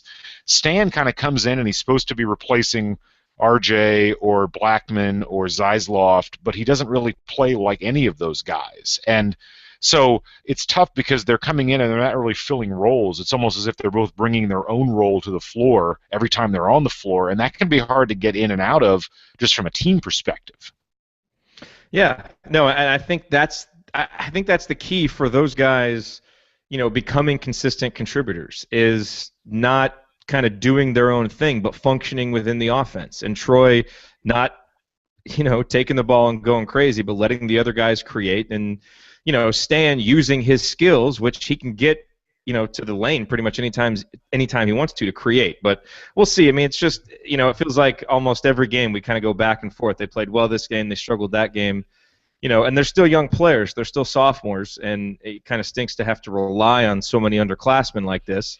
But we'll see how they do. And speaking of underclassmen, I think we need to talk about our underclassmen guards, James Blackman Jr. and Robert Johnson, who played for the first time away from Assembly Hall, played, against their first, top 10 team, and clearly not a perfect performance from either one, but I think both did enough things to leave you feeling pretty encouraged. I mean, James Blackman led the team in scoring with 18 points. He was 8 of 19 from the field. A lot of those shots were just kind of being chucked up there at the end. Mentioned how he missed, some of those important threes in the second half, which are shots that this team needs him to make. But he had 3 assists. had 4 rebounds. I thought he was aggressive. He had the play of the night, the dunk over Montrezl Harrell, which, was nice payback for all of Montrezl Harrell's dunks and hooping and hollering afterwards. And Robert Johnson, he only had 5 points, didn't shoot the ball great, but I thought was poised out there. There was one play where I think it was on Louisville's end. I don't remember who it was, but someone, I don't know, tried to dunk on him or something and then got in his face. And, Robert he didn't, he gave him a little shove, but it was, I'm not going to back down, but, just get out of my face. I'm not going to do anything crazy, but I'm not going to back down. And I like that. I mean, I like Robert Johnson because he's got that moxie, he's got that calm. I thought, he had a couple of bad turnovers, but did some good things tonight. And he was helping create shots for other guys that normally go down in the second half, and they didn't. But, Andy, your thoughts on these two guys? I mean, Indiana's going to lean on them a lot, and we're going to have to treat them like they're more than freshmen. And, as Tom Crean said before the Pittsburgh game, we need them to turn into sophomores like tomorrow night. So I guess everybody's treating them more like freshmen. But I thought overall the two, they considering the competition, the venue, their stage in the program, they played well tonight. Yeah, I agree. I really like Robert Johnson. I think I've always been one that, I mean, it's easy to get excited about the top-rated freshman or two that come in over the time, but I've always kind of found myself drawn to some of the, maybe more middle-of-the-road guys or not the guy that was the most highly acclaimed coming in. I think he fits that mold really well, but he made a couple turnovers. I think that's going to happen. I think, nobody is absolved of that in a game like this, but I definitely thought there were times when he seized opportunities. If he saw the floor open up and he could get to the basket, I think he scored both of his baskets that way. I definitely like the kind of not backing down from the guy who was getting in his face. I don't know where he took that cue from at all. Perhaps he learned it from another teammate of his to, showboat after every single good play you make. It's tough to say where the Louisville player may have picked that up, but I did think, he showed some toughness. I think he's only going to get better in that regard, and I think he's already shown. And I know you talked about this, I think on the podcast on the Brink with Mike Miller, where you were talking about how he was really good at initiating the offense. I thought we saw more flashes of that tonight, and when everybody was talking about how important it would be to have Yogi on the floor, for a lot of the game, I made the comment that it would, almost the same thing held true of Johnson, because I thought he, in large part, does a little bit on defense, does a little bit on offense, and I thought overall played well. So I've really been impressed with him so far. Not perfect, not going to be, but I think he's a guy that we're going to see over the course of the next few years really, really grow and improve. And maybe not an Oladipo type rise, but I think he at least strikes me as a guy, and I know interview you did with this high school coach kind of strikes me as a guy you're going to see marked improvement each and every year. He's going to pick something out, get better at it, and really over the course of his career play well. I think Blackman was kind of what we've seen so far this year. I think he has the opportunity to get hot. He can score in a number of ways. With the dunk, he made a nice cut there at the beginning of the second half. Yogi fed him on that layup to there, and then I think he followed that up with hitting a mid-range jumper. I think we've definitely seen from him he can score in a lot of different ways. And like you said, he took those couple open threes and you felt like they were going in, and they didn't happen to go down, but they weren't necessarily bad shots. I didn't feel like for the most part he forced shots. I think there were definitely a couple, but I thought he played pretty well on the offensive end. I do think defense is going to continue to be a struggle for him, and he's certainly not alone, but this team really is going to see I feel like a lot of college basketball is turning into this anyway, but a lot of ball screens and things like that they're going to be forced to defend, and I think that's an area where they've really struggled with over the course of this season so far, and so they try to hide some of those things in the zone, and I thought we can probably talk defense a little bit later. I thought some of the execution defensively was pretty bad, and I think the concerns that you've had about him needing to be taken out late in games and defensive situations is legitimate. I think that's going to continue to be an area that he's got to get better at. But I think offensively we saw a little bit of everything from him tonight, which is pretty much in line with what we've seen from him so far this year. Do you think it's smart to talk defense this late at night, or is that going to give us all nightmares that will prevent us from going to sleep? That's what Well, if beer we is talk for. about blocking, Yeah. if we talk about blocking, yeah. If we have any kind of blockout discussions, I'm probably going to fly into a rage of some kind. So that may keep me from sleeping. Maybe not the defense alone, but we'll see. I'm willing to take that chance after Galen weighs in on the freshman guards. Yeah, Galen, and the question I want to ask you is it unfair, the expectations game in, game out that we place on them? I mean, because we really need those guys to both play really well to win games. And I think in part they probably came to Indiana to have that responsibility early on. But I almost, when we get on here, I there's a part of me that feels bad criticizing them because it's like they're freshmen, they're going to go through ups and downs, but then it's like, well, to win games, you kind of can't.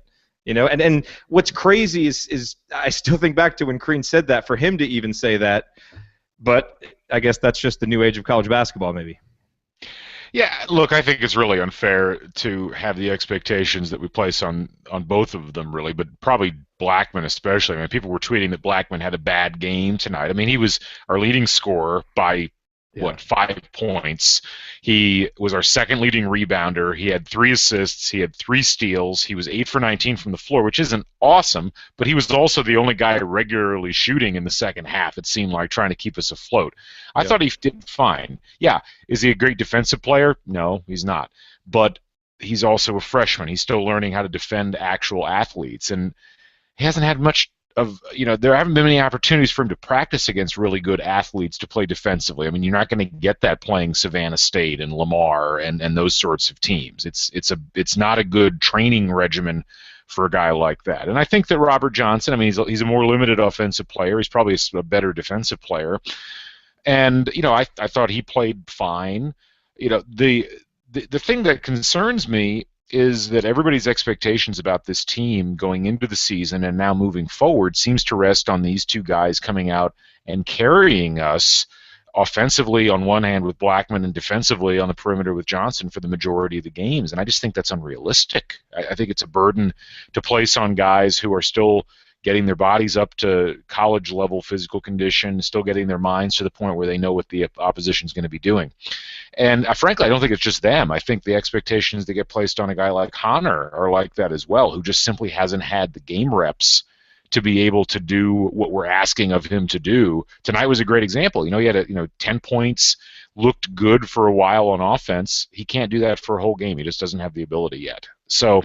But he's the starting center at Indiana, filling a position, that Kent Benson played, that Alan Henderson played, that Cody Zeller played. You see the guy in the position, and it's like, well, he's supposed to be able to do this. But Kent Benson and Alan Henderson had just remarkable teams around them, and that makes a big difference. I mean, Honor's out there on an island. Blackman, I feel like especially when Yogi's not on the floor, it's, who else is out there that really knows how offense runs? And, the fact that Blackman came into this game as the leading freshman scorer in college basketball, even with that handicap, I think is testament to how good of a player he really is.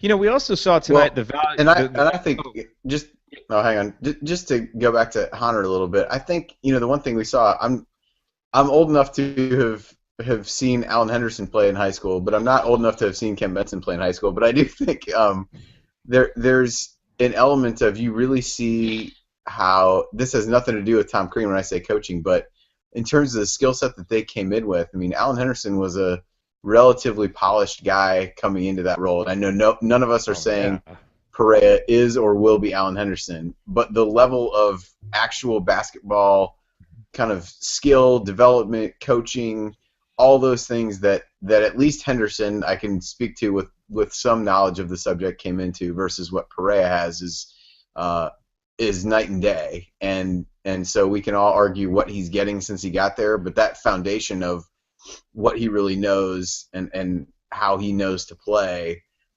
is really different than what some of those guys were. So those expectations are unrealistic regardless, but I think that's something with him, and we talked about this a little bit. I know Galen and I talked about this, tailgating before the IU Purdue football game, is like, I'm not sure that he really can do those things. He just may not have the skill set and the wherewithal to be what everybody wants him to be, whether that be coaching he received before, during, or during his his time at IU. But he was never supposed to be the starting center. He's a forward, and really, as we've seen him evolve, he really should be the seventh. He could be a really good seventh or eighth man on the team. Who comes in, brings energy, brings athleticism. He's clearly playing, out of position and way outside of expectation at center. I mean, we could talk about that till we're blue in the face. That's just the problem with how this roster is constructed this year. Anyway, I want to talk real quick about Yogi. Because I thought we really saw his value there in the first half. When he went out, things just totally collapsed. He finished with 13 points, 5 assists, 7 rebounds. Didn't get as much done in the second half as he did the first half. And the question, I'll pose it to you first, Galen, is, should Yogi have been looking for his shot more in this game? Because he only took 10 shots. He was 4 of 10 from the field. And I thought, especially there kind of in that middle part of the second half when we needed a jolt, he did. I mean, he made a couple of shots, but I almost thought he needed to be more aggressive offensively. And I feel like he's still struggling to find that balance between the hero ball of last year and being the distributor this year. And I would have liked to see him be a little more assertive. I thought he played a really good game, and I thought Yogi was really good tonight. I mean, it was clear in the first half how valuable he is, but I almost thought it was a place where he could have been more aggressive offensively. Yeah, I think that's fair. Look, and I think that the way that the game was going, there were enough people who had open shots that it would have looked weird if he had taken some of the shots that maybe you're asking him to take, at least in the early going. I think that, Honor was open and Troy was getting drives along the baseline and Blackman was open. And then when Louisville started to speed us up, a lot of times Yogi simply wasn't in a position to distribute in the first place. We were on our third or fourth pass by the time the open person was found, and oftentimes Yogi didn't have the ball at that stage to shoot it in the first place. So, I think part of that was due to the fact that, frankly, we kind of played into Louisville's hands with the way that the pace of the game went, and so when it came time for Yogi maybe to assert himself, sometimes he didn't have the opportunity to because he either wasn't on the floor or didn't have the ball at that stage. But, look, I think that in a game like this, if you have a veteran guard like Yogi, who I agree played a good game overall, I think that you have to have that guard take control of the offense and say, look, I'm going to direct the offense. I'm going to get people in the right position. I'm going to be the one that's making the decisions, and I'm going to be able to, at the very least, draw contact driving into the lane. I think it's a little bit where Yogi's lack of size hurts him, because a game like this against a team with Louisville's size and strength, it makes it hard for him to go inside because he's worried he's going to get his shot blocked. So maybe he's a little more deferential in terms of where he places the ball before making that decision to go inside. Well, it is late, so we don't want to go too late tonight. But a couple more topics before we close out. And we got a question here from Lee Compson, who says, don't think we need to freak out too much. These games help show who can be trusted in conference. Am I wrong? You've got a point that games like these do kind of help. They certainly show where you're at as a program. They show what your players can do against the best competition. And I don't think a loss to Louisville on a neutral floor is going to hurt Indiana by any means. But Andy, what I want to ask you is, okay, now we've lost this game, lost it by 20 points. We have 2 more big non-conference games coming up against Butler and Georgetown. Indiana's sitting at 7-2. Do you think this puts them in a position where they need to win both of these games against Butler and Georgetown to feel good about where they are in terms of NCAA tournament positioning heading into the Big Ten? I know it's really early, but what do you think, kind of projecting it out? Yeah, I think when we talked about this after the last show that I was on, I kind of said 2 or 3 felt like what they needed. SMU nearly got beat at home by UC Santa Barbara last night, who is actually probably better than a lot of people realize, but a game they should be able to win at home, although their point guard did get hurt in midway through the game. But so they've continued to struggle, and people have talked about there's at least a reasonable chance that the American is a one-bid league. So I think that win is somewhat questionable. Who knows how Pitt's going to be in the ACC? That's going to be a death march through that. So how they shake out of that whole thing, I think, remains to be seen. And so, while obviously losing to Louisville is not necessarily a black mark on your resume, I do think getting wins over Butler and Georgetown would go a long way. particularly on neutral floors, would definitely help. So I probably wouldn't say must win, but certainly can't afford to drop both, because then you're dangerously close to the position you were in last year, where you really didn't do a whole lot in the non-conference, depending on how SMU and Pitt shake out. So I would say definitely can't lose both. Would like to win two of them, and maybe a split is your bare minimum at that point. But I mean, the reality is you watch this team and you really wonder, I mean, how many Big Ten wins do you think they can rack up over the course of time to offset losing some of these games? I think that, to be able to finish, 500 or maybe a couple games over 500, you get to 10-8 in the Big Ten. I don't know that you look at this team and the way that it plays and can really feel like you're going to get a lot more than that. And if that's what you're going to end up with, then you definitely can't afford to lose both. Well, here's an interesting question for you. Are we too good to beat Michigan? Think about that one for a second. Something to be said for that. Yeah, and for what it's worth, Zach Osterman is quoting Rick Pitino saying about Indiana, they're going to be an NCAA tournament team. There's no doubt in my mind. So we have that. I'm sure in like the little, when we're on the bubble in strengths, it'll say Rick Pitino, no doubt in his mind. Didn't Larry Brown say the exact same thing? Well, if you have Larry Brown and Rick Pitino, then hey. Well, Larry Brown, I wonder if Larry thinks his own team will be a tournament team at this point. He may leave mid-season. If I can jump in on that last question real quick. From a player perspective, I do think.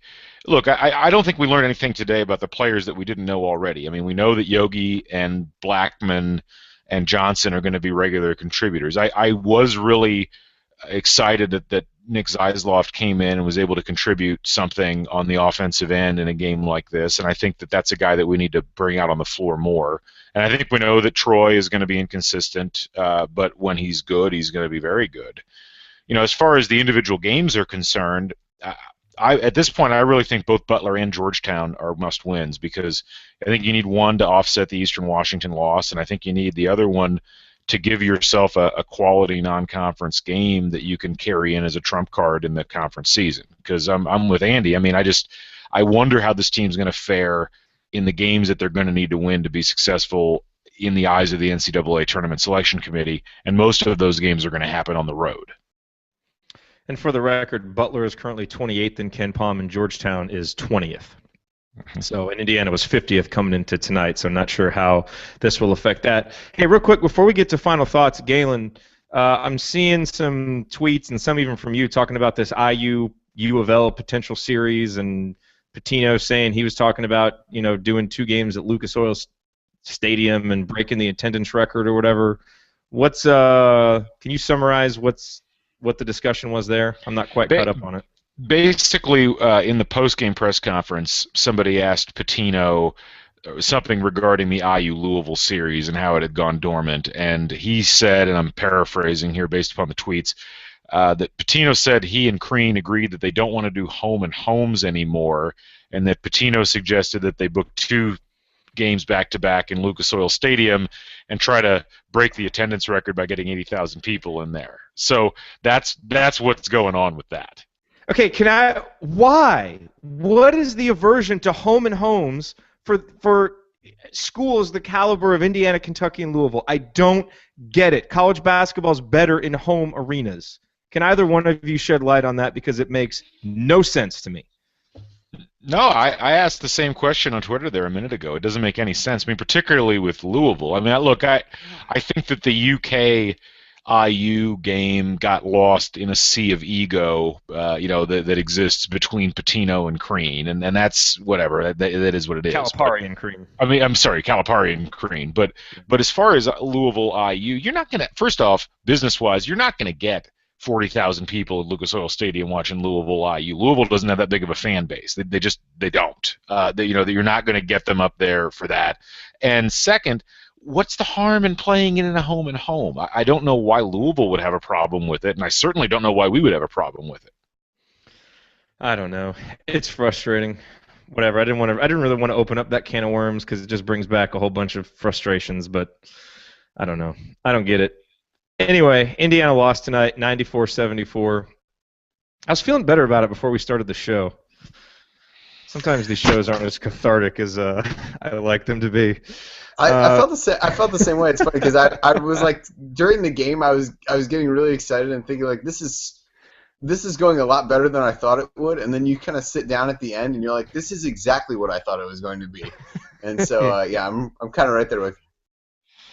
Yeah. All right. Well, let's do some final thoughts here. We'll go around the horn. Galen, we'll start with you, then Andy, and then I'll wrap it up.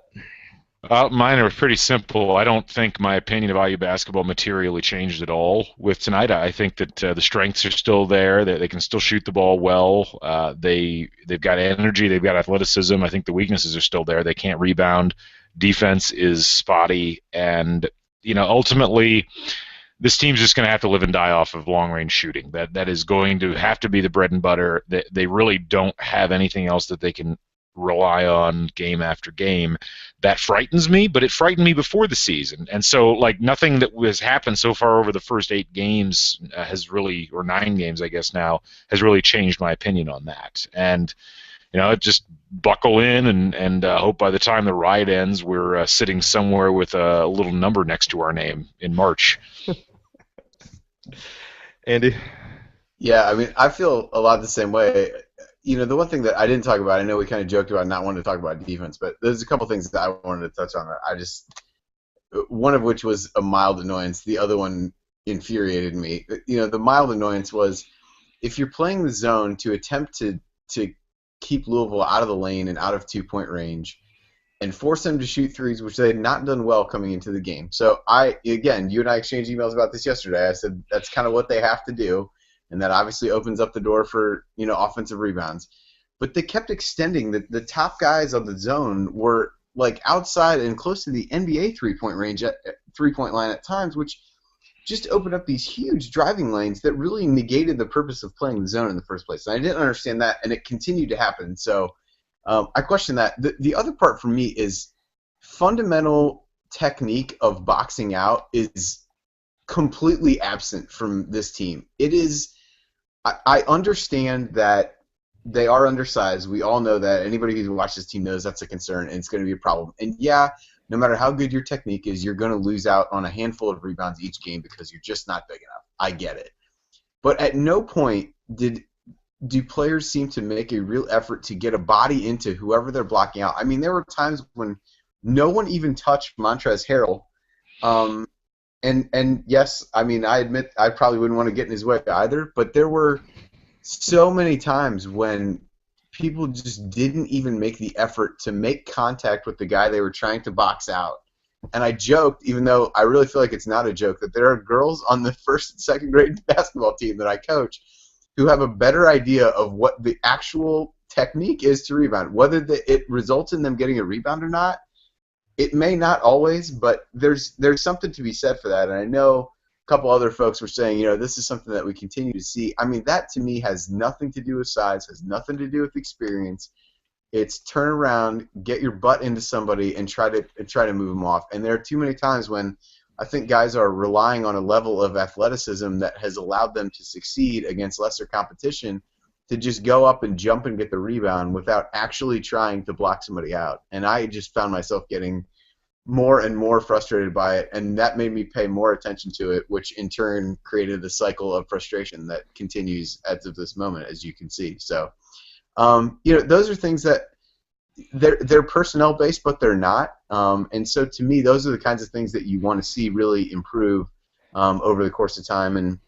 And one of the areas where playing teams like Savannah State, you're going to be able to mask that because you're just more athletic than those teams, and that athleticism allows you to kind of skate by without doing basic things like proper box out where you're keeping some of these people off the offensive glass. I mean, I'm pretty sure Louisville's offensive rebound percentage ended up being 50% or over that, and no matter who it's against, that simply can't happen. And that to me is something that you really want to see get fixed because, again, the margin for error on this team, because it's so reliant on shooting, as Galen said, I mean, the margin for error is razor thin. So if you can save yourself 3 or 4, putbacks by better rebounding position, then you got to figure out a way to do that. And so those are the kinds of things that, to me, take the substitution patterns out of it, take all that stuff out of it, just like fundamental things that you see week in and week out of guys just not being aware in that situation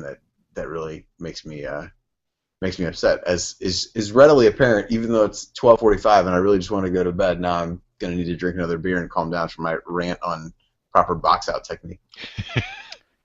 Folks, I tried to get us out of here tonight without talking about defense and rebounding. I really did, because I knew it was just going to be a downer. It's going to put us all in a bad mood, but Andy just had to go there. That's why you're last, though. You can prop us back up. That's all up to you. To have nightmares, I would have just watched Unsolved Mysteries. All right? I didn't need you talking about rebounding and defense. All right, bring it home. Prop everybody back up. This is your thing. Where's Ryan? Down. Where's Ryan to hand out the Coach of the Year award to Crean right now to get us all going again? Look, I think what we need to remember, and frankly, Galen and I joked about this before the show started, that you come in here at the end of the game, it's 94-74. And my first thought is, holy crap, we were up 50-46, like 3 or 4 minutes into the second half. And I joked that I was, they said, yeah, it's still on your DVR if you want to, relive that moment, recapture it. And I joked that I'm just going to pause it on 50-46 so I wake up with that tomorrow. And I'm actually thinking that that's not such a bad idea, because, to get to that lead, Indiana had to take a few punches in the mouth, had to come back, had to fight back. And I think this young team, this young, inexperienced team that hasn't played away from Assembly Hall, that hasn't played competition like this, that certainly hasn't faced a defense like this, there's something to take from that, And so to me, as I kind of walk away from this game, you certainly can focus on the rebounding, the defensive issues. We knew those were going to be issues coming into the season. They've been issues all season. They were issues tonight. They're going to be issues all year. And we know that this team is going to live and die by its shooting. And we shot well in the first half, and we're in the game. We didn't shoot well in the second half. We're not in the game. I think the one thing that we didn't quite know is, can this team take a real punch from a good team and keep fighting? And I think the one thing I saw from Indiana tonight is that they did that. Not for 40 minutes, certainly, because the shots stopped falling. I think, for whatever reason, if we're just not in the best condition, or if, facing Louisville's press for the first time, there's just no way to prepare for that, I don't know, but the shots stopped falling. But the mindset, to battle back at the end of the first half and to come out at the start of the second half, because remember, this is a program that has been notorious for falling flat in second halves. And so to do that, to come out at the start of the second half, those are some positives. Because we're not going to be facing Louisville every night. We're not going to be facing the second-best defensive team in the country every single night that is going to make us pay for every single mistake. And so I do think I saw some things tonight that make me feel a little bit better, which is weird to say after a 20-point victory or a 20-point loss, and I know moral victories suck and yada yada, all that stuff. But I do think there are some things to take if we can build on the positives and carry them forward. And so we're going to find out. I mean, the nice thing about the end of this non-conference schedule is, yeah, there's a couple more cupcakes on the schedule, but there's 2 really good teams, 2 top 30 teams, Georgetown and Butler, that are certainly more within our range than Louisville is, because this team's just not ready to beat a Louisville yet. But we can beat a Georgetown or Butler if we come to play. And so if the team that showed up tonight in that first half and early in the second half comes out and plays against Georgetown and Butler, we can win those games, and I think we need to win those games. So we'll see. I feel a little bit more optimistic coming out of this game, but the great thing about sports is that's why they play the games, and so we'll actually get to see. But for tonight, I'm pausing the TV on 50-46 and remembering that, as opposed to what happened after that. So you can make your choice on what you want to do, but I certainly think that this ride that Galen was alluding to and this buckling up, it's a lot more fun if you hang on to the positive, so just take that from me. You'll enjoy yourself as an IU fan a lot more than that. So thank you all for listening. Just looking at the numbers, we had by far our highest turnout tonight, so we appreciate everybody who stayed up late with us to watch live. Thank you all very much. And to everybody who is listening on the podcast on Wednesday, thank you as well for listening. This is the Assembly Call. We go live after every IU game, no matter how late it ends. And we'll be here for you after the next game and the next game after that. Thank you all for listening, and we will talk to you soon.